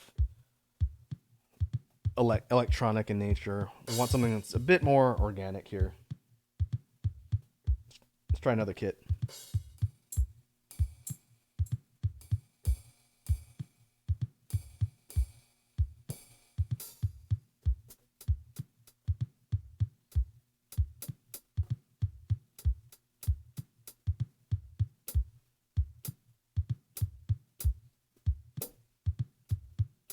Maybe a staggered hat run, that could work.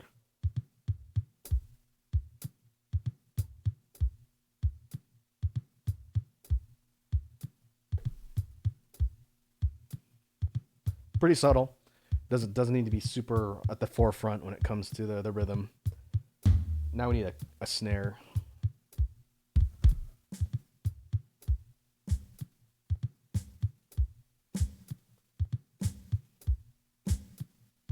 Edward says, sounds like a tambourine beat to me. Yeah, that's what I was thinking too, Edward.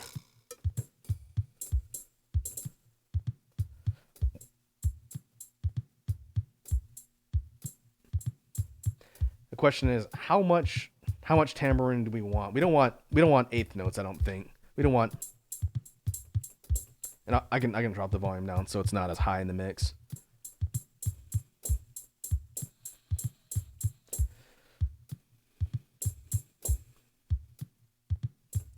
And the question is, how much tambourine do you think we would need, and where would we put it in the rhythm?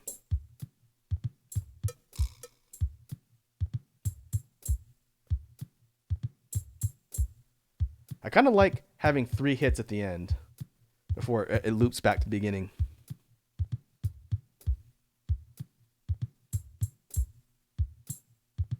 Maybe 1 at the beginning and then 3 at the end. Let's see what that sounds like.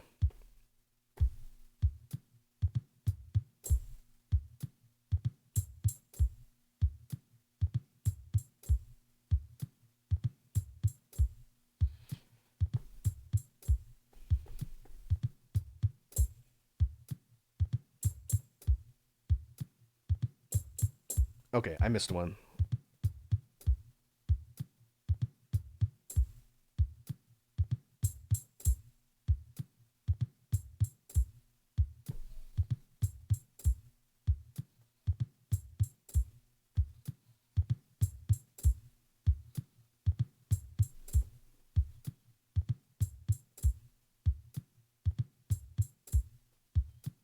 That's not bad.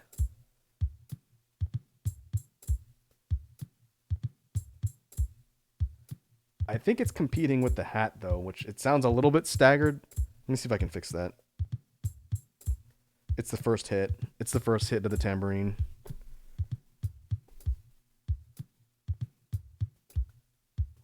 Where's it?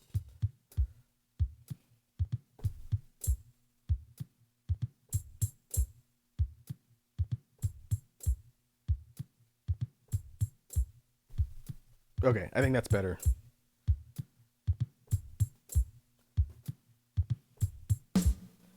Now we need a snare. Maybe do distortion on this one.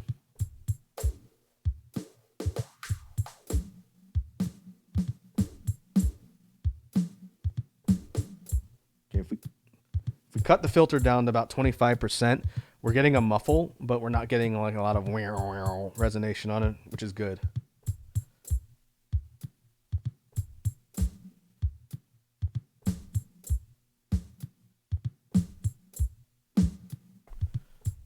Let's see if we can slot in 2 snare hits, but I'm gonna drop the sound down so it's not, overpowering in the mix and you're hearing just bam on the snare.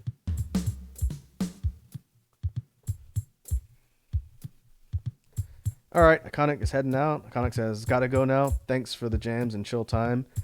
Raku, best of luck with everything. Cheering you on always." All right, Iconic. Thanks for tuning in and hanging out.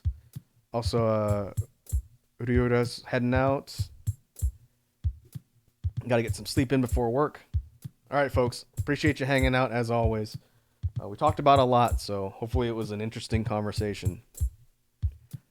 But I will see you guys in the next stream. I haven't figured out the schedule for next week yet, but in the meantime, have yourselves a good evening.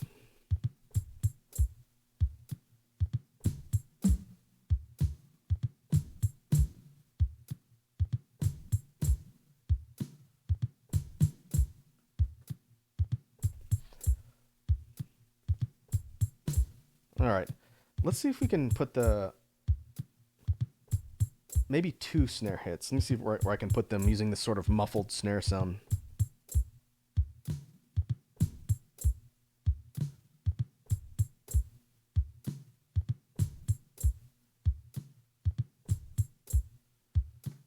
And now that's too soft. Let's up the volume a little bit and get a little more noticeable.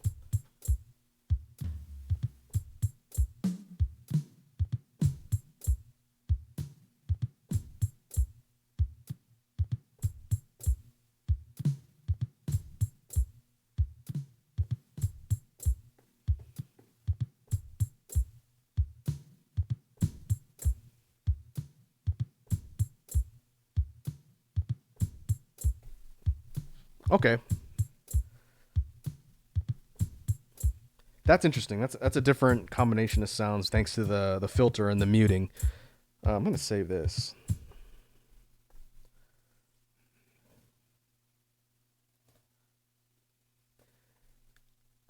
And so I think that's a good start for our rhythm. Bit faster than the one we did before. Similar style of tempo, but this one's got a little bit more of a pickup to it. Definitely not March, which is good. I kind of wanted to not default to like a March type of overworld theme. But now let's think about a complementing bass line to add to this thing. So I'm going to pull up a couple of the string. I'll do a string preset first and mess around with a low end bass line and see how it sort of pairs with the rhythm we've got so far.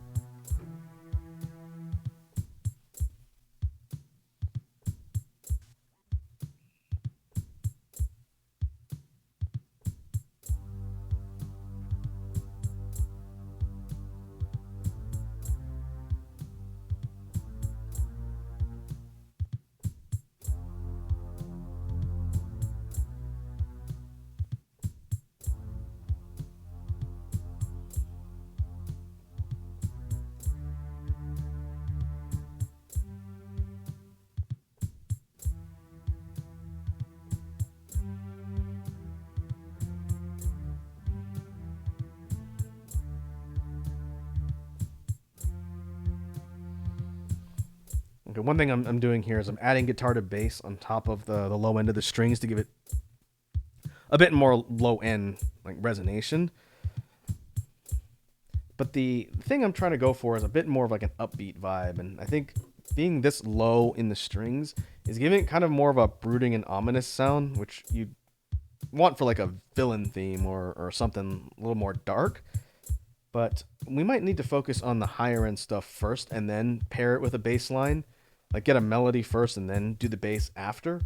Because otherwise we might get stuck into the similar trap of having the tone be a little bit off from what we're doing.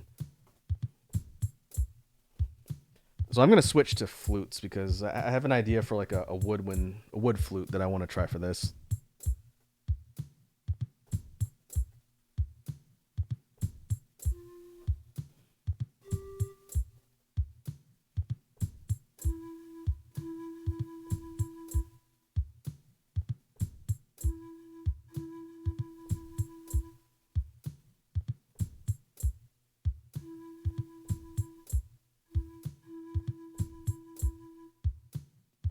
I'm also noticing that there is feedback coming from the mic input.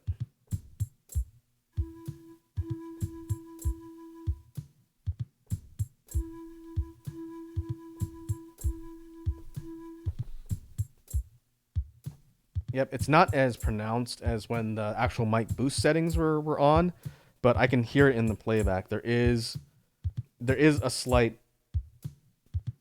feedback that's coming from the fact that I have my mic settings turned all the way up. So we have a couple different options. I can either turn my mic down and then turn it back up when I need to talk and kind of do it in chunks where I mess around with some stuff and then come back to talk instead of talking constantly the entire time. Or I can try and just turn it down a little and see if it's not as noticeable. It's very clear that this way of recording was not designed for like active chatting, because when I do this on my own off stream, I don't really use my mic at all. So I just turn everything down and then it comes in super clear and unfeedbacky on the mic. So let me think about that for a sec. Oh, Sourlad's taking off too. All right. Thanks for tuning in, Sourlad. Appreciate you as always. And I see we got a stretch and a hydrate. I hope you have a good rest of your evening.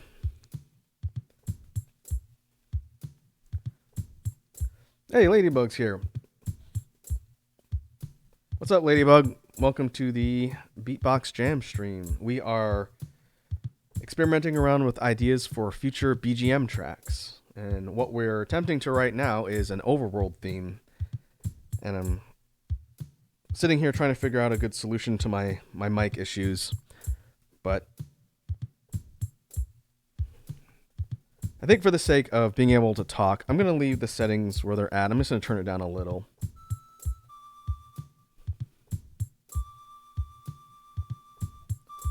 And I'll look at the recording after the stream and see how bad the feedback is. If it's negligible, then I'll use this setup in the future.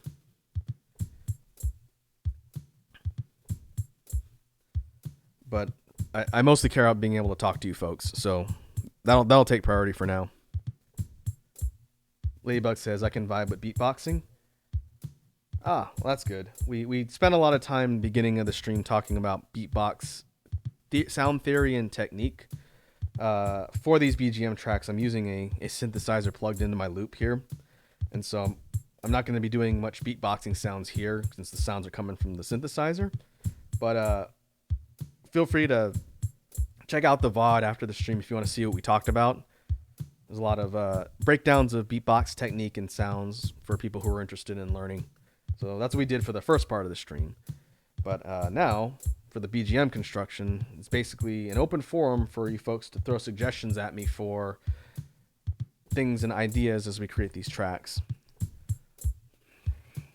So let's see, we've got a beat going. That's what's looping in the background here. And I'm looking at a high-end melody. I'm going to try with the pan flute here.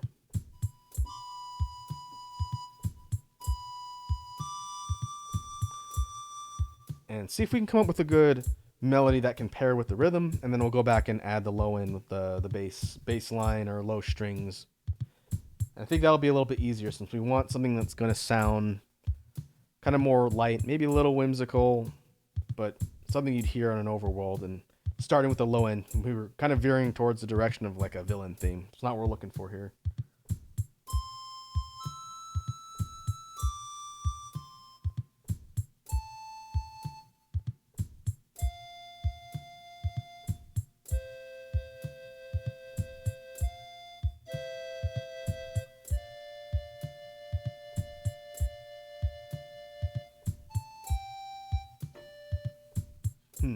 I definitely like the idea of an ascending kind of melody here. I'm just trying to think if I want to do it with like chords.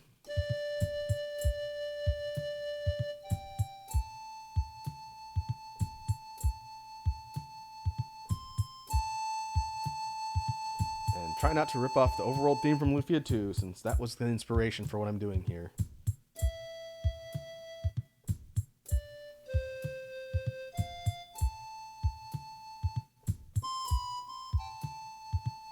That might work.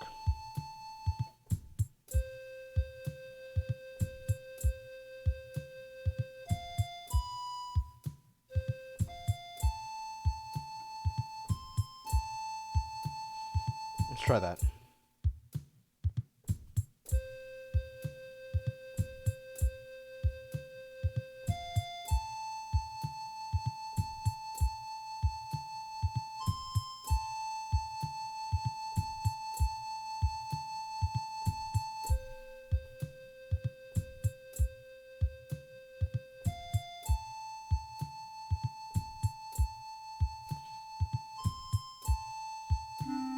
We could try an octave it too.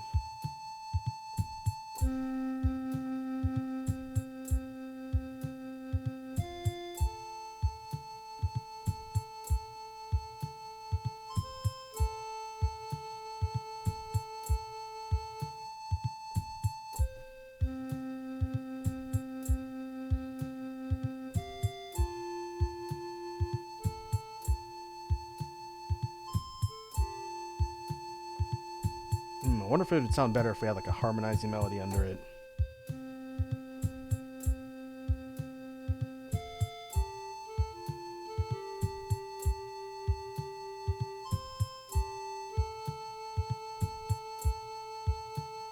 I don't know if I like that.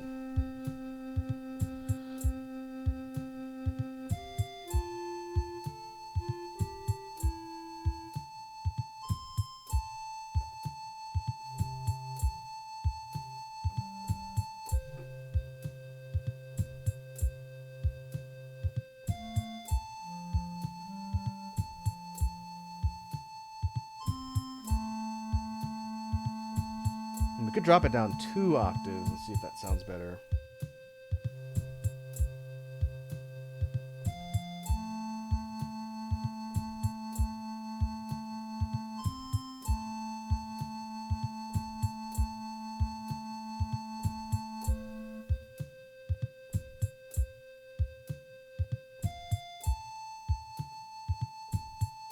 I'm going to leave it with just a single note on the flute for now. And I kind of want to mess around with strings again, but on the higher end strings, not the lower end so far. Because I want to create kind of like a moving sort of rhythm with the melody, and not just have it be sustained notes, since the sad version of the overall theme is kind of sustained notes.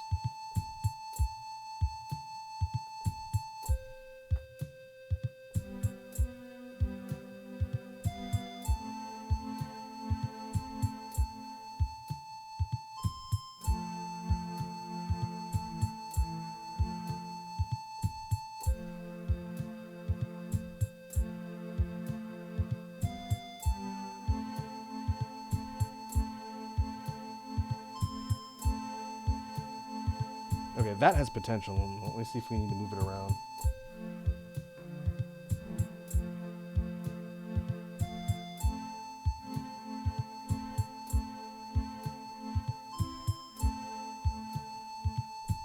Ladybug says, I need one of these. I'd like to try coming up with mini tracks alongside my guitar or something like that.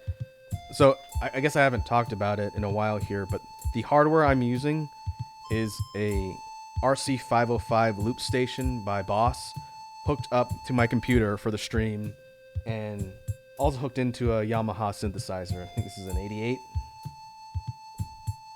I think it's an 88, maybe 77 key, a DGX 205 synthesizer, and that's why I'm able to take my inputs from the synthesizer and loop them on the tracks here on the loop station. Loop station's a really powerful tool, real common in beatboxing, but I also use it for creating BGM stuff like we're doing here.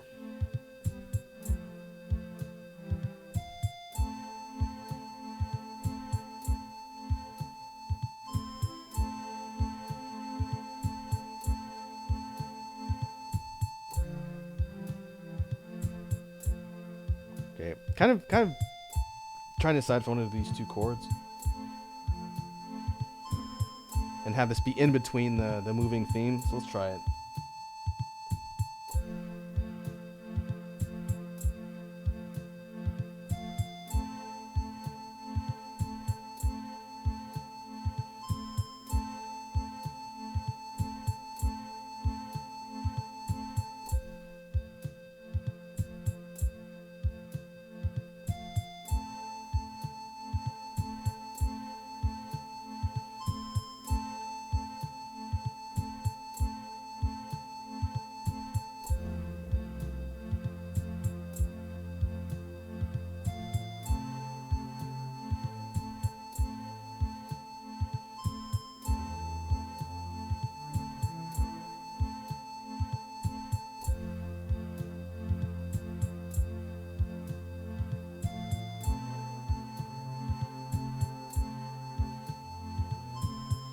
What I'm doing now is I'm messing around with the low end on the strings for like a bass line part that kind of complements the strings that I just put in, but it's going to be a little bit more on the low end, and we'll see if it kind of pairs. We're doing it kind of backwards the way I normally do these tracks, and I'm making them this way.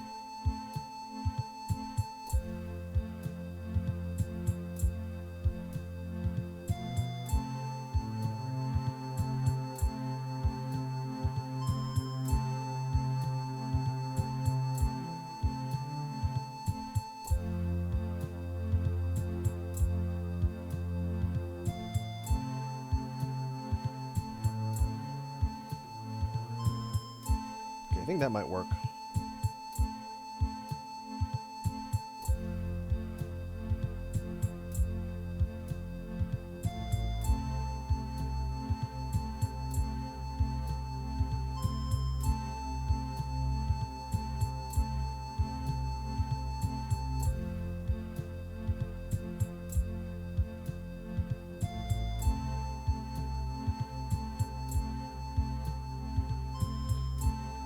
So if we try and put the strings a little bit higher up in the mix, so they're, oh, sorry, I had guitar to bass on. If we try and put the strings a little bit at the forefront of the mix, so you hear them, and drop the flute down, that might be something we can do.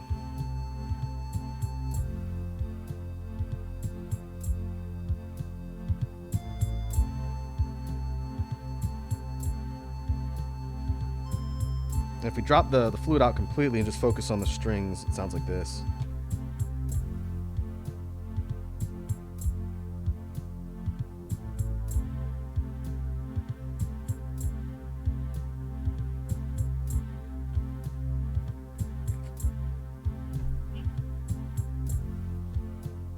That's actually not bad. In fact, I'm going to save that.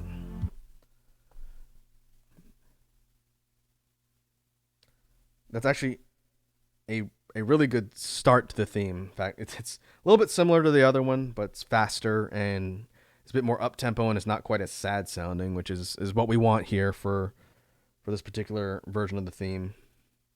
I want to hear something. Ladybug asks, is that loop thing you were talking about the kind of like a pedal that's used on an amp to replace specific sounds? Sort of. There are other loop devices that musicians use that are tied to a pedal input. In fact, you can do that with the RC505 too.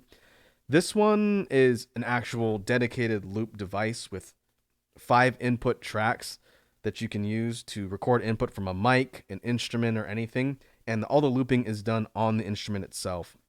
I think you can set it up so that a pedal starts and stops the loop capture. But this thing is an actual a complex piece of hardware that's got a lot of tools. So if we demonstrate, Edward says motif moment. In addition to just the ability to capture and loop, there's a ton of different effects, inputs, and things that change the way the sounds work at an input level and at a track level. So if we're playing all of the sounds, we'll play all the strings. I'll keep the flute out since it's a little bit distracting. If we play everything that's looping right now back, we can input effects that affect everything that's playing right now, kind of like an edit effect on the entire series of tracks at once. So we could do something like add a filter. This is what, high pass? Oh, BPF.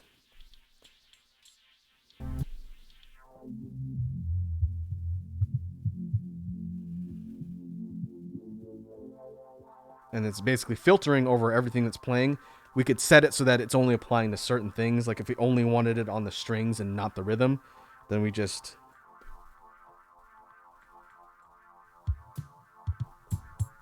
toggle it off. Simple button click.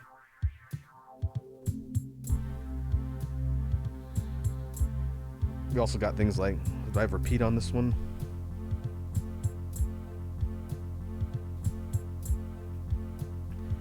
This is beat repeat, which takes a measured section of whatever it is you're looping, plays it over and over again. So now we have it just taking the strings and looping one measure of the strings over and over again. And the beat is unaffected. If we turn it on for the rhythm, it sounds like this. And it's looping that same snippet over and over again. But if we wanted something like a sustained section of the strings unchanged, we can use beat repeat to just loop that one section over again. And if we turn it off, it goes back to the way it was.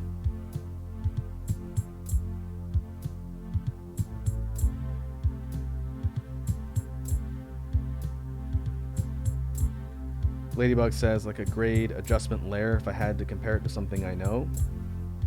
Yeah, this tool is kind of functioning like an editing suite on top of a recording program. Again, the 505 is incredibly powerful. It's a super neat tool. I'm still learning how to do a lot of stuff with it at the Beatbox level. But when it comes to looping, being able to capture stuff and then tweak different things with things coming into the loop, and then also when it's playing back when I'm recording these for an actual release, it's very versatile. And it's a super neat tool. It wasn't cheap, but I definitely don't regret getting it.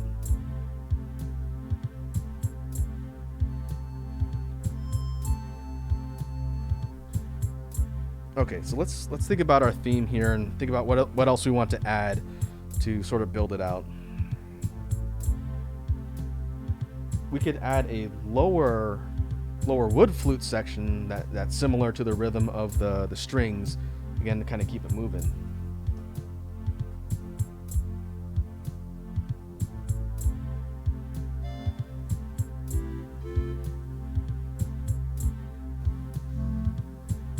So maybe something like this.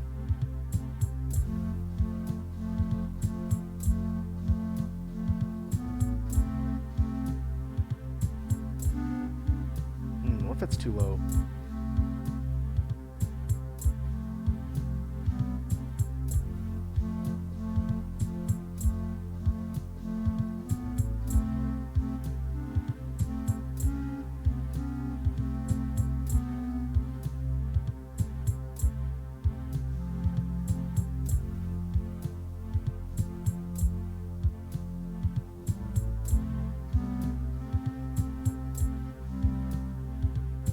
I think that could work. Let me up the volume on this section a little bit.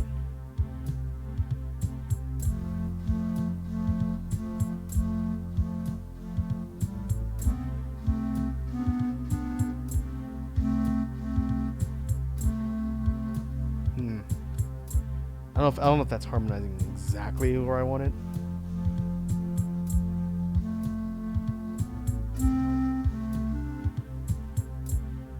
Could go up an octave.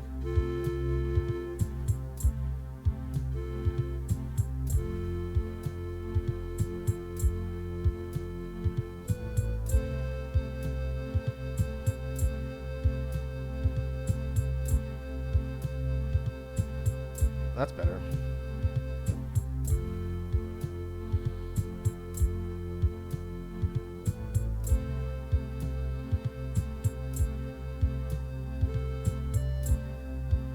All right, let's try and put that on the layer.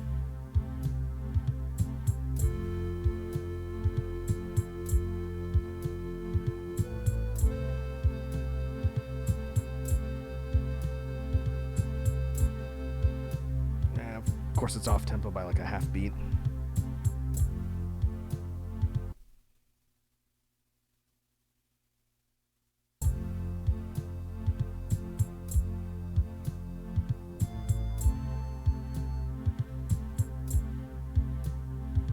Let me try and get that recorded better.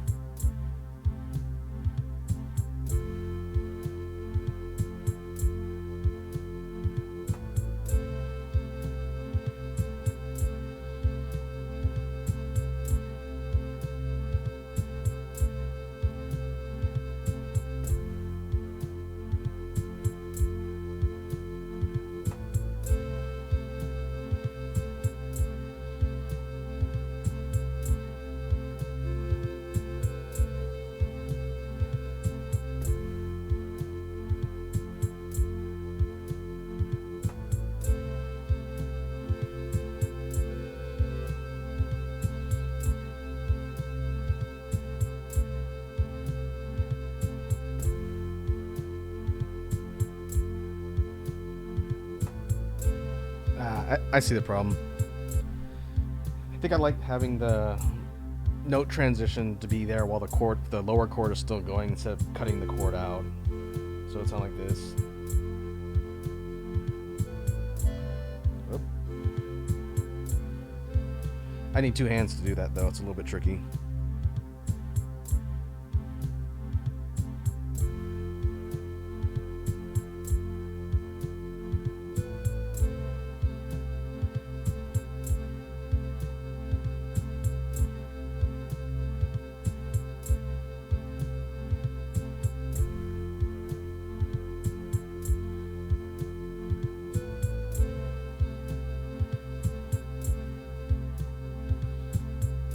Okay, that's better.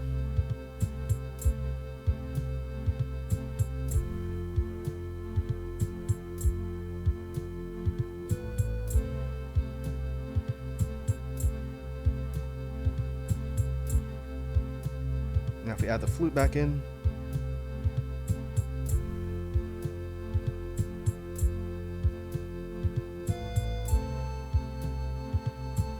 Ooh. I think the flute is now a dissonant series of notes compared to everything else, which I figured that might happen. So I actually need to. I'm gonna drop the flute out and maybe redo that melody.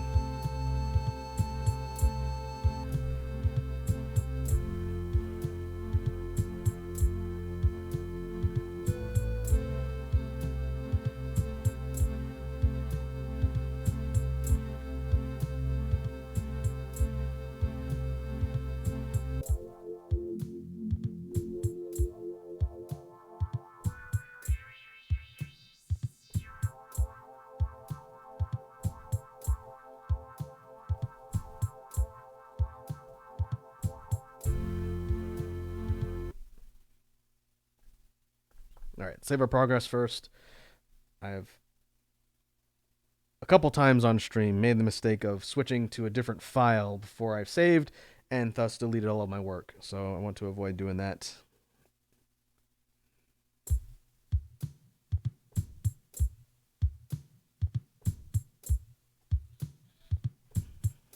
All right.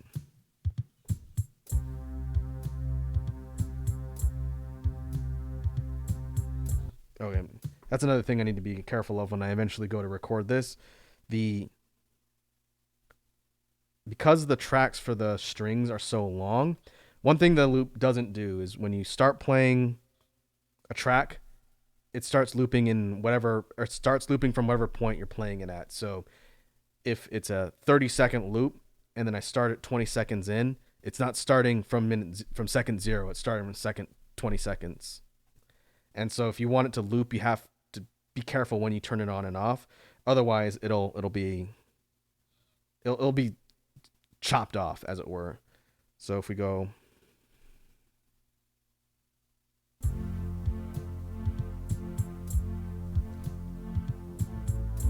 we start all the strings and the beat at the same time.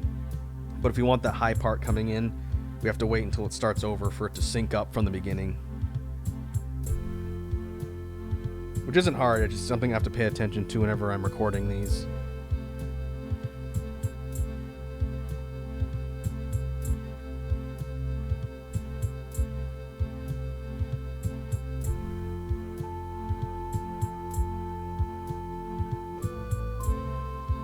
Alright, so that melody progression is the melody from the other sad overworld theme.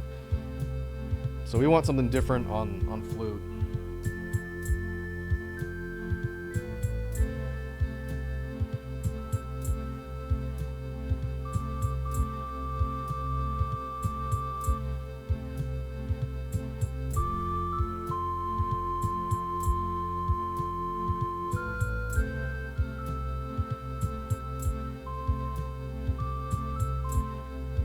That's got a possibility.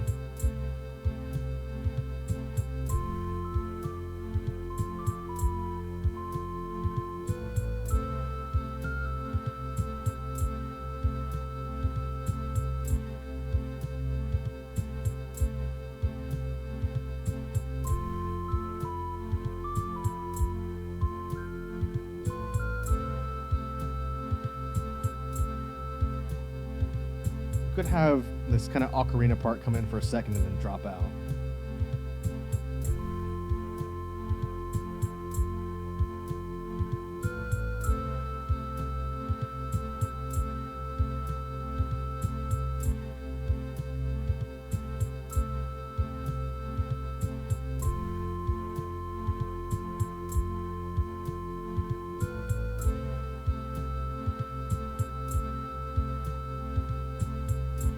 And I can drop the synthesizer volume to fade it out a little bit so it's not just an abrupt drop.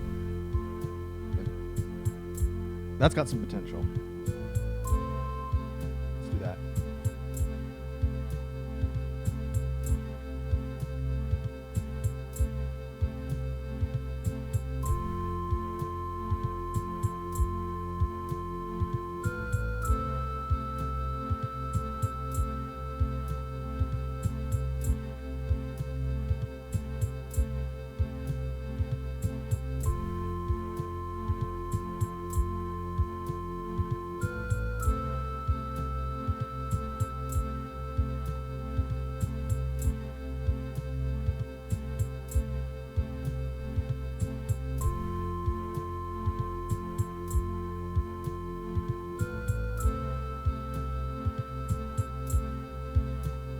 Okay.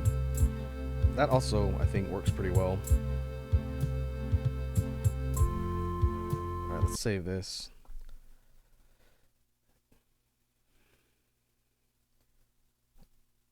Make sure we save our progress. Ladybug says, I think it sounds awesome so far. I still don't know too much about music theory as of yet, so I don't think I can really help. But in my mind, I can follow where you're going. Oh, that's fine. As we proceed through creating these, mostly if we have suggestions for like an instrument or a sort of complementing idea, it doesn't have to be, like, I think you should play chord A flat, whatever.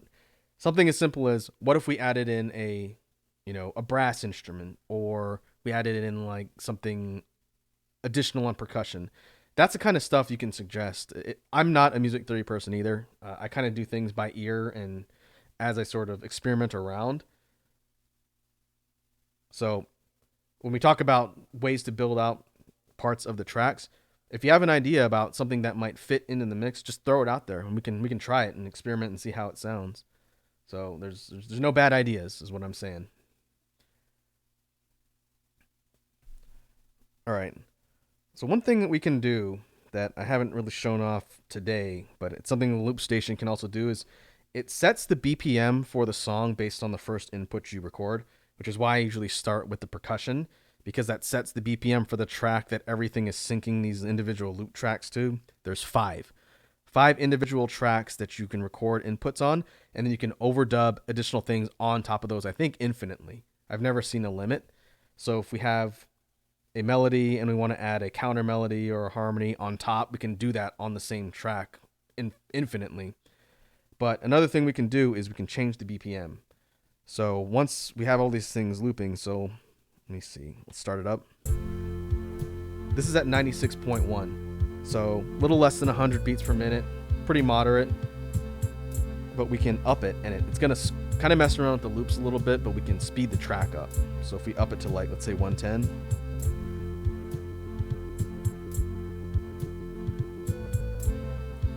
this is 104, or 110 is up here.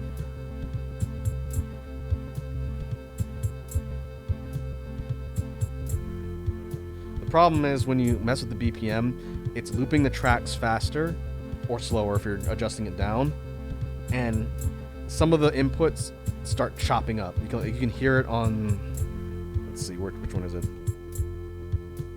You can hear it on the low strings. They're kind of getting chopped up a little bit because it's forcing it to loop faster. So doing an adjustment to the BPM isn't going to be a quick fix when it comes to upping the tempo.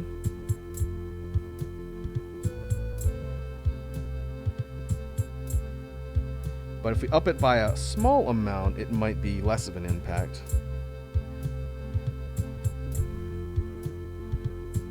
This is just going from 96 to 100. It's still subtly there, so I usually don't like to mess with the BPM of the master track because it tends to kind of distort and cause a little bit of choppiness to different things depending on what it is we looped.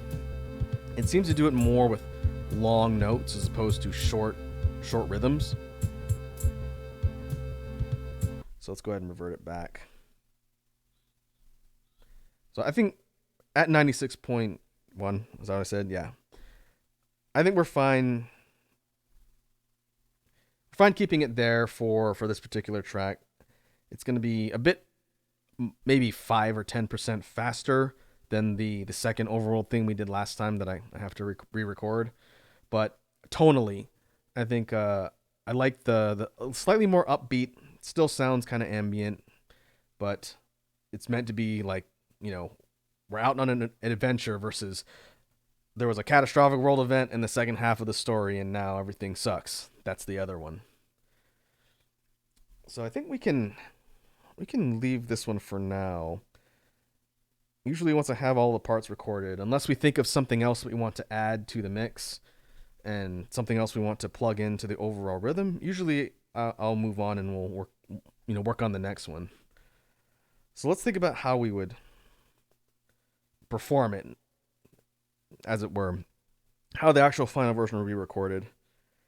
So I'm thinking without much of a lead in, because normally I do like an empty percussion lead in.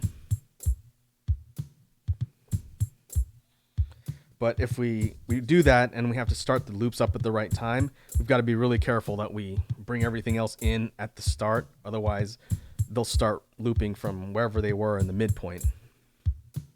But one way around that would be to just start and stop. But then we got to hit everything all at once.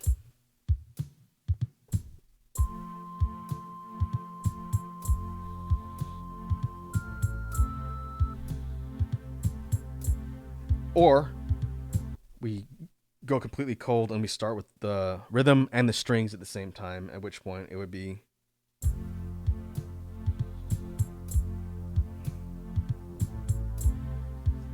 and then as it cycles back to the beginning of the loops, we bring in other parts like the higher end strings, like this.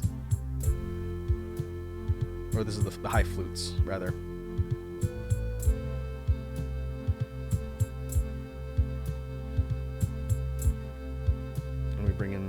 the other flute.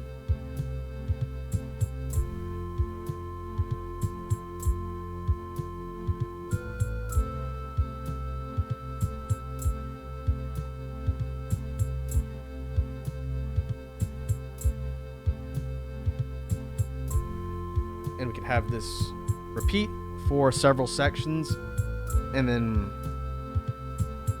if we wanted to, we could start dropping things out for like a middle section and then bring everything back in again. Something like what I'd probably do, I've been messing around with this on the recording side. Instead of just starting and stopping and have it abruptly cut out, I'll fade it down so it would sound like this.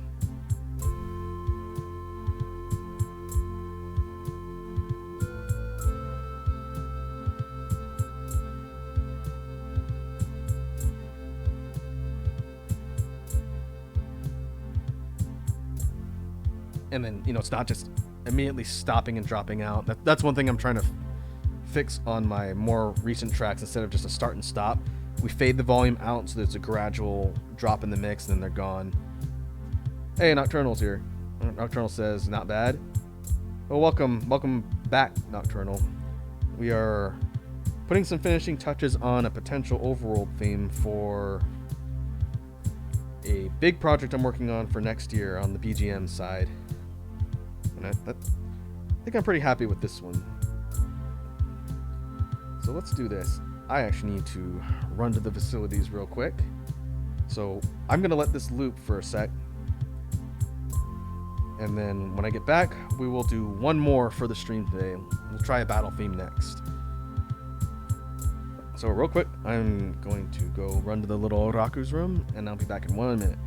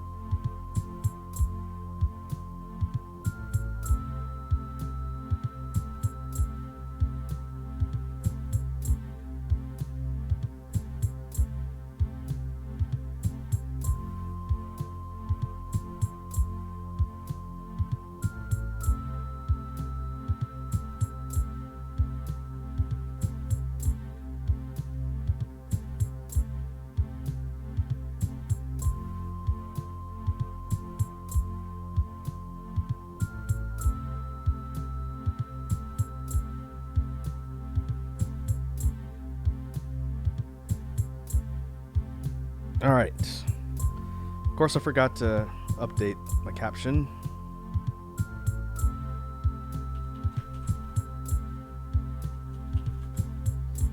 Well, we'll do that for the last leg of the stream here.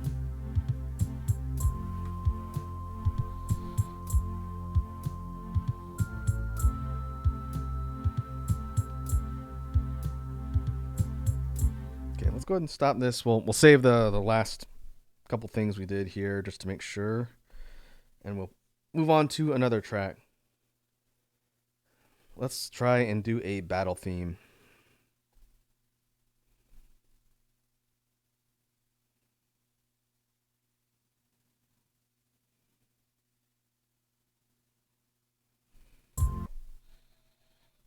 So first thing we do, we clear off everything on this loop track.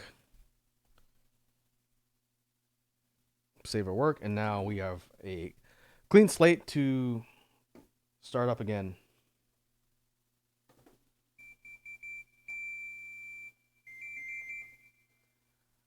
All right, battle themes are a little more straightforward-ish. This is going to be a bit more of just an experimental exercise, since I think I have all the battle themes I need for the upcoming pack. But if we make one that I like more, I can always swap them out. So let's start with a rhythm again, just like we did last time. Percussion. Think of a good BPM, good tempo for the theme. Oh, maybe we can use the rock kit.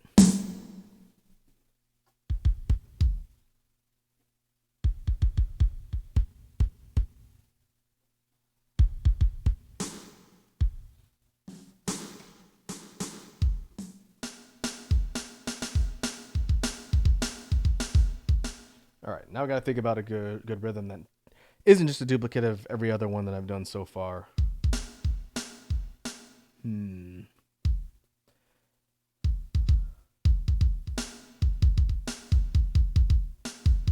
We've done one like that already with like a kind of triplet one, or a triplet rhythm. That might be a little bit too straightforward. I would ask, was there a drum roll in there? Oh yeah, a bunch of these percussion sets have a drum roll. It's down here. I don't know if we'd want a drum roll as part of a battle theme, like the main percussion there. But if we wanted to do like a lead in, which I'd have to record separately since we can't really loop it, it would take up a loop track to have it in there. But if we wanted to put a drum roll into anything, it's there.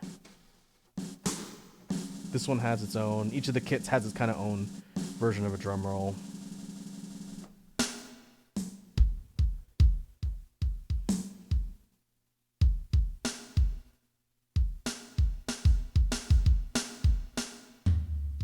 Trying to think of which snare I like. I think the sharp one is okay.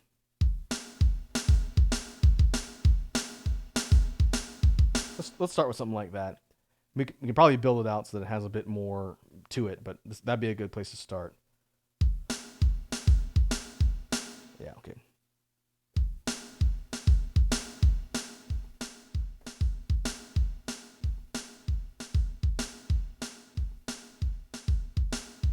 That's like a two measure rhythm.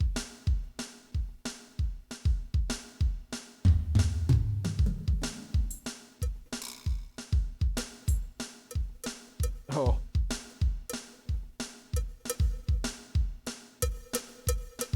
Do we want to add cowbell? We'd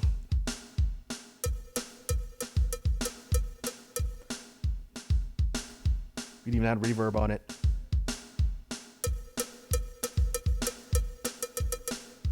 Let's see what it sounds like.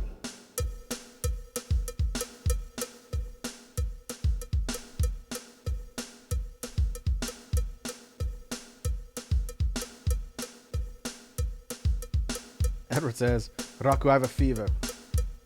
And the only cure is more cowbell. I think it's funny. I think it's a little distracting. Well, for the meme, it would be pretty funny. But I think having that on a battle theme would be a little bit distracting.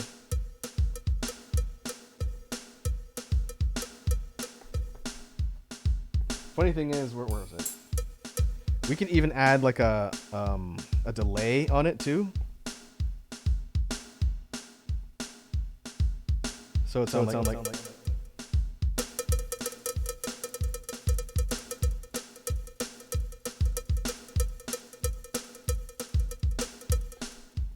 it'll apply the delay to what I'm talking as well. But if we did that, you basically have like a galloping, echoing oh no, we don't want to do that.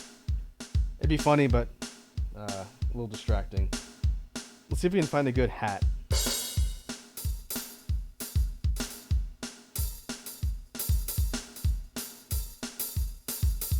That might work.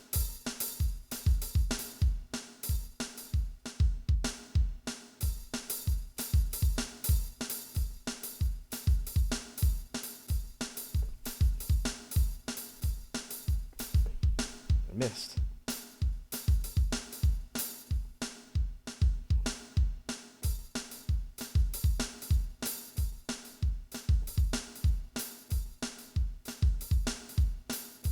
That's good. We can make it a little louder though.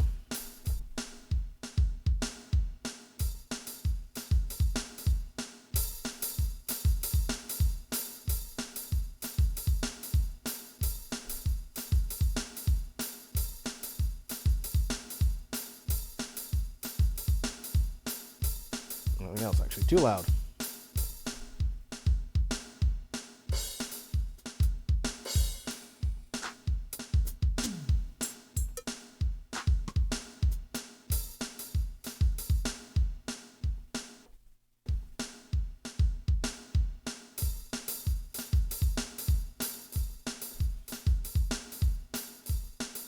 Okay, that's better.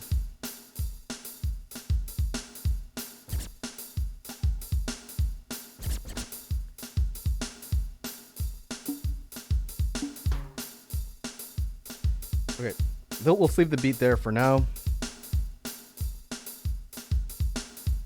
Now we need to add a bass line. And I think I want to go for a bit more of a rapid bass line instead of just sustained notes. So let's see what we got on the bass instruments here.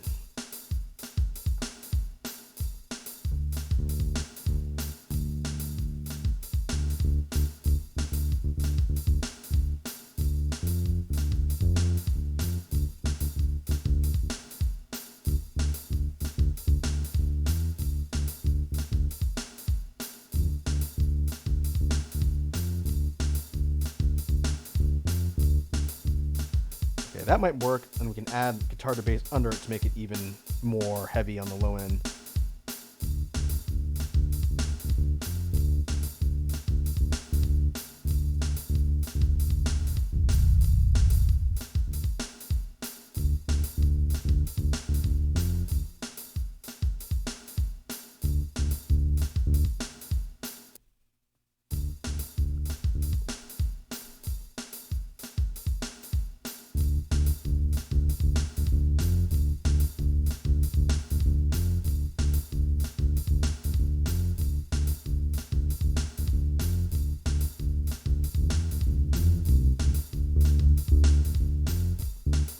Okay, I think that'll work. I need to just slightly fix the rhythm a little bit so it's not off by a millisecond.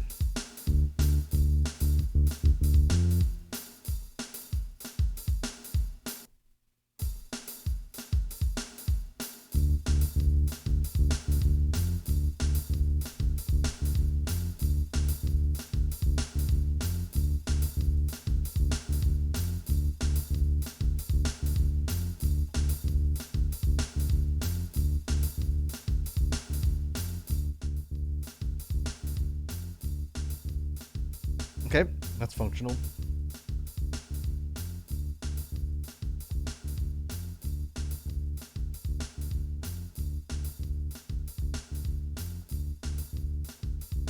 Try and get some guitar on here. I haven't done a lot of stuff with guitars so far, at least not on this project.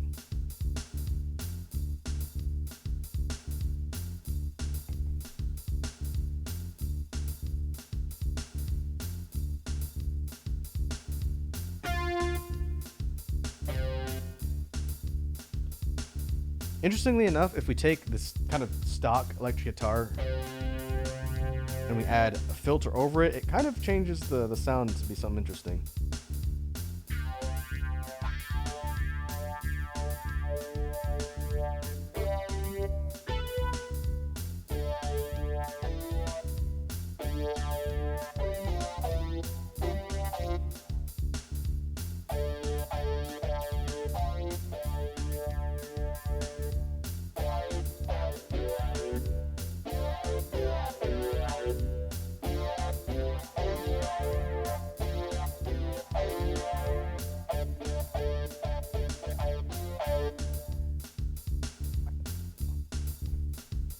We could try and do like a couple chord, like almost like a power chord progression on guitar, just to have something that kind of complements the bass line a little bit, but not with the same rhythm. So it might be something that sounds like.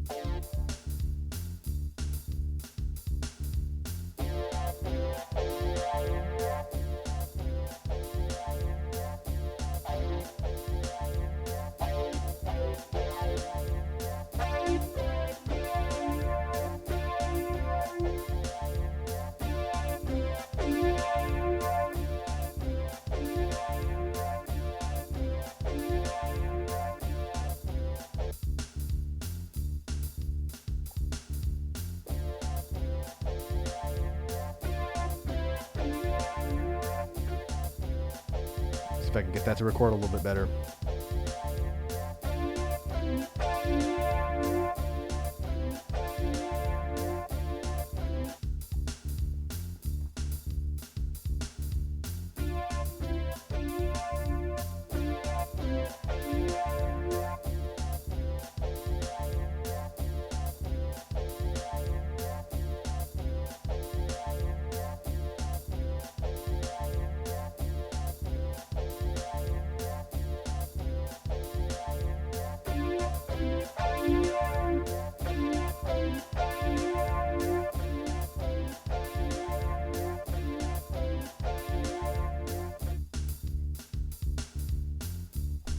That's not bad.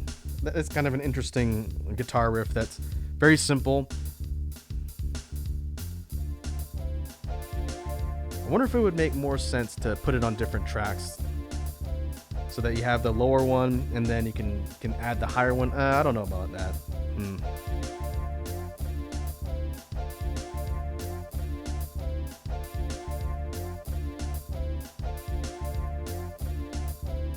Let's try it. I can always delete it if I don't like it.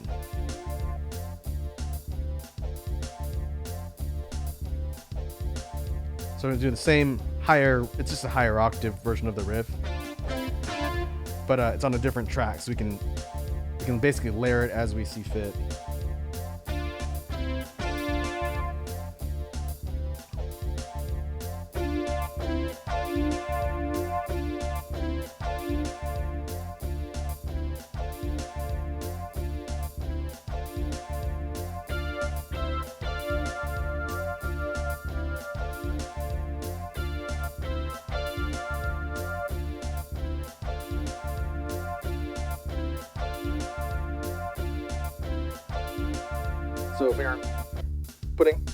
So if we're putting it in order as the track is being performed, we have the lower end first, and then we add on the higher end, and we'll see what it sounds like.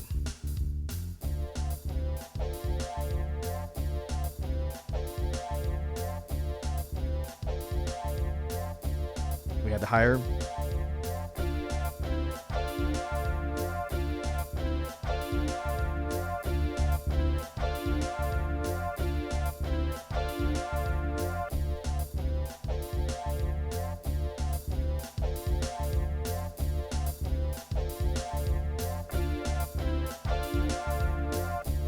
I think even though that takes up an extra track to have a higher version of the guitar riff, I think that actually works better. I like the ability to turn it on and off like that.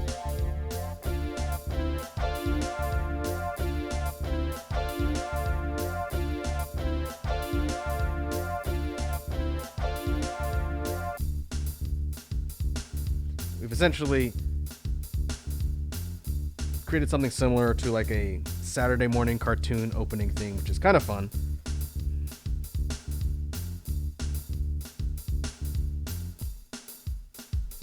But we still have an open track left, so let me save this and think if there's anything else we want to add as a complementing sound effect or layer. We could add like a high string, since there's no string parts on this at all. We could add like a high string series of notes that kind of falls in line with the upper guitar riff. That's not a bad idea. Let's see what we can do.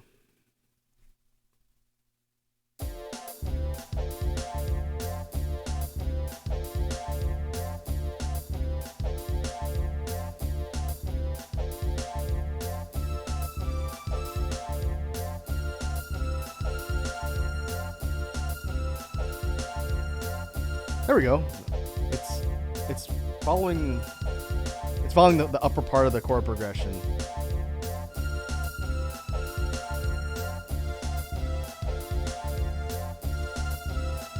Ooh, we can octave it too. Okay, I like that. Let's do it.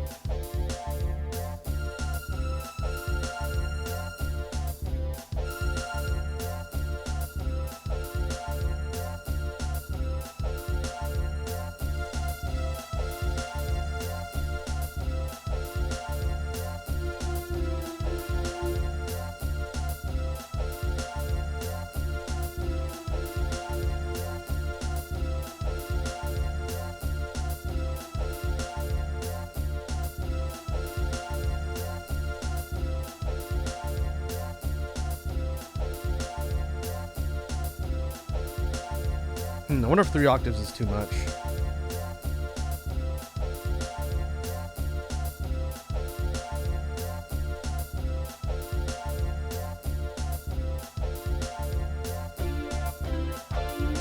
Okay, I got an idea. So if we keep this high strings part, we alternate it with the high guitar part, since it's basically half of the same chord. It's the high end of that chord on. It's the same thing, but it's with a string instrument, and it's just the high note. So what if you did something like this?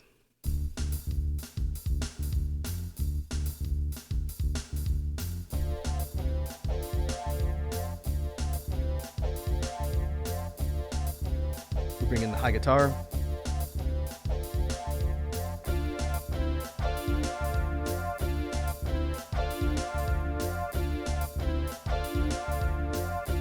We switch it.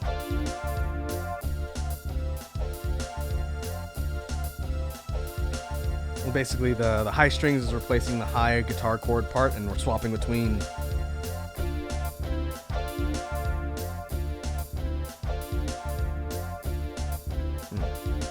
That is definitely functional, I think.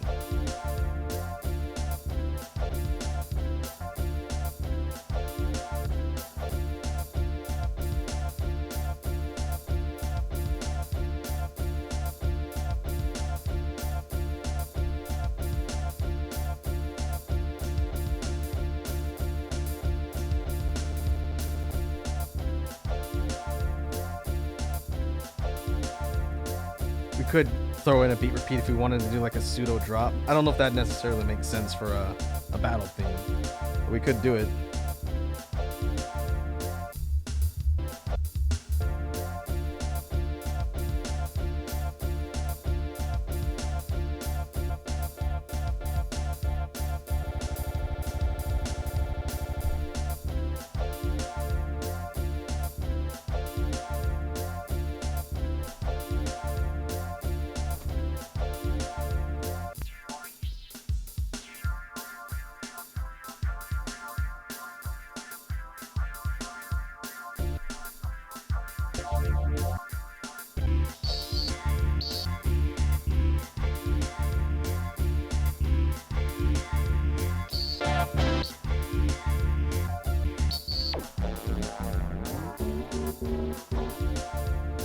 That was ring modulator. I've yet to find a good use for that as a track level effect.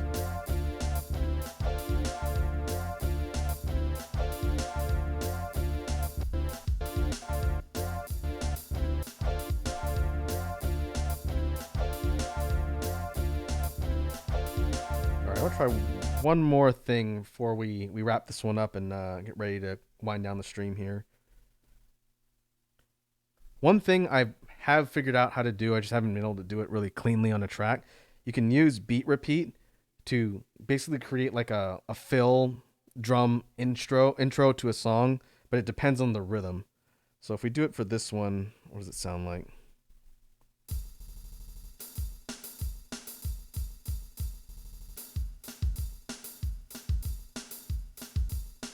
Oh no, maybe it's scatter, not repeat. Hold on. Basically, we're jumbling up the rhythm for like one measure, and then we start the song proper. I got it to work on one track, but it really does depend on what the rhythm looks like.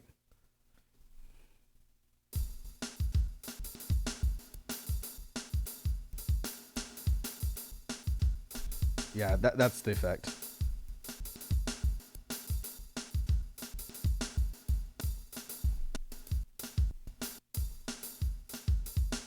So what you could do, it's probably more trouble than it's worth for a song like this, but you could basically cut the drum part as an intro and then start the whole thing proper normally after that.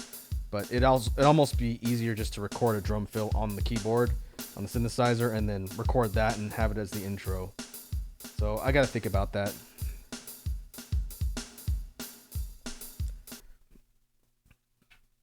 But if we think about how this particular theme would be performed, I think we'd start with the percussion and the bass line first as a lead-in. So it would sound like...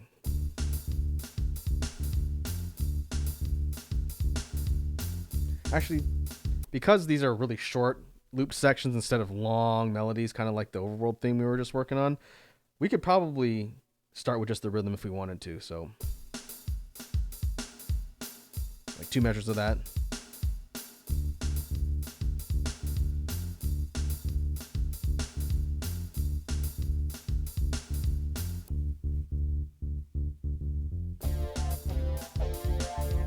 Bring in the guitars.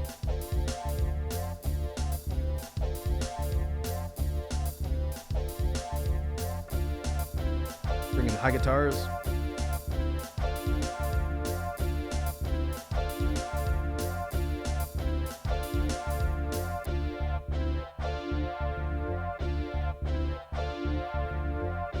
We'll get ready to switch.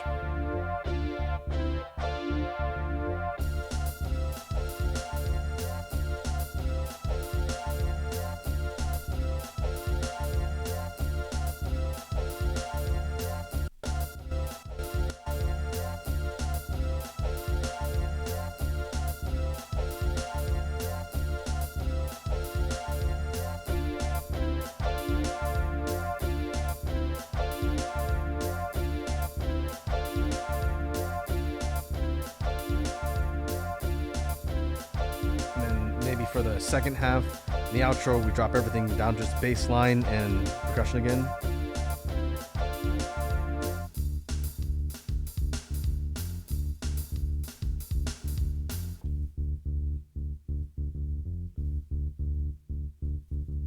And then that's the end of the theme. We could do it like that. We could also have it kind of symmetrically end where it goes all the way down and the bass cuts out last, or second to last, and then the last thing you're left with is just the rhythm, and then the track would repeat. So thinking about it like a battle theme, it's got a start, middle, end, loop, back to the beginning. And if we were doing like a separate intro with like a drum, a drum lead in, that would only be at the beginning of the song, and when it loops back in, it'd loop back to the start of the actual main portion. You wouldn't loop the intro again. So I'll have to think about that, but I think this is a pretty functional battle theme. I don't know that I necessarily like it better than the ones that I've currently got for the pack, but there'll most likely be some sort of additional BGM pack for these types of themes. Maybe I'll do like a part 2 later in the year, because writing for this particular style is a pretty interesting departure from some of the more electronic and hip-hop-ish beatbox stuff we've done up till now. So I will think about that.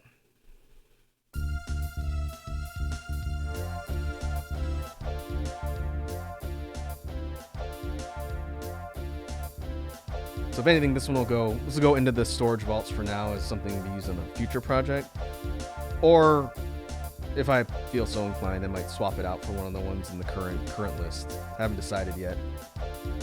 I think that track list is more or less set. I've got to re-record some, but it's not going to change.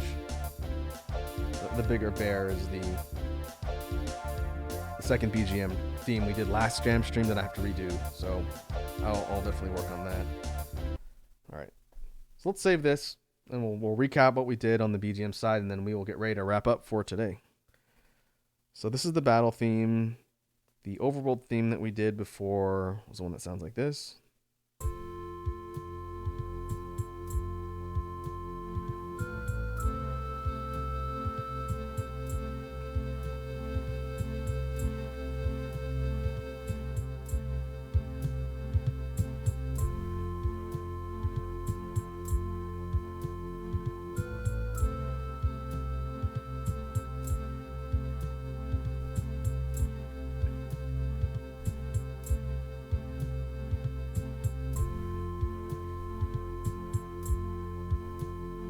Now that I think about it, this one is very, very similar to the one we did before. Tonally, the melody is a bit brighter. It's not quite as sad. It's still a little bit kind of muted. But this would actually stand in for the previous one we did because it's very similar in progression. I gotta think about that. If that's the case, I might have to do a different theme for the overworld, because I want them to be tonally very different. I'll think about it. It's still a functional track, and I definitely want to use it. If anything, maybe I'll replace the other one, which Kind of sucks because we did spend a stream working on it, but I'll figure that out later. But let's go ahead and drop everything down. Put this in the background.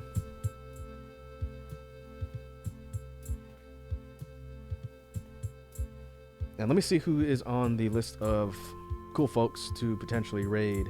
And we will go ahead and close this one out.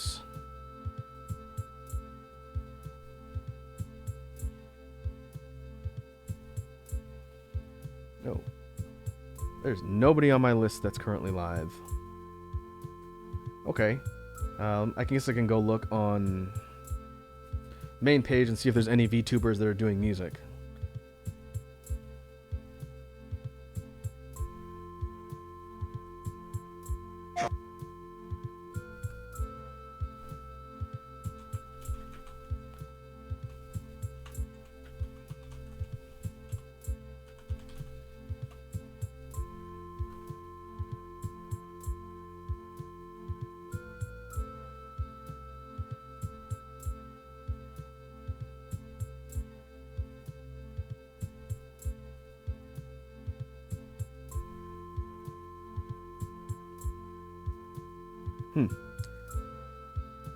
Well, I don't see anybody on the main page. I guess not a lot of people are live at the moment. It's kind of unusual.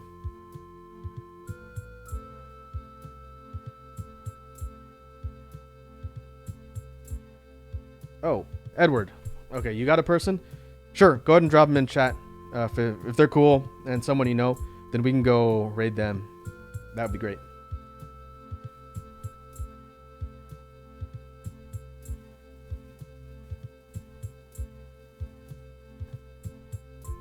Mycelia corpus. Okay.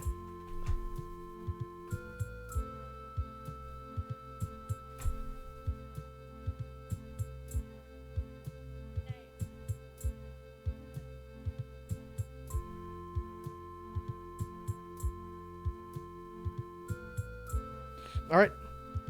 That sounds good. So let me turn this off. We'll go ahead and go to outro. And we will go raid this person.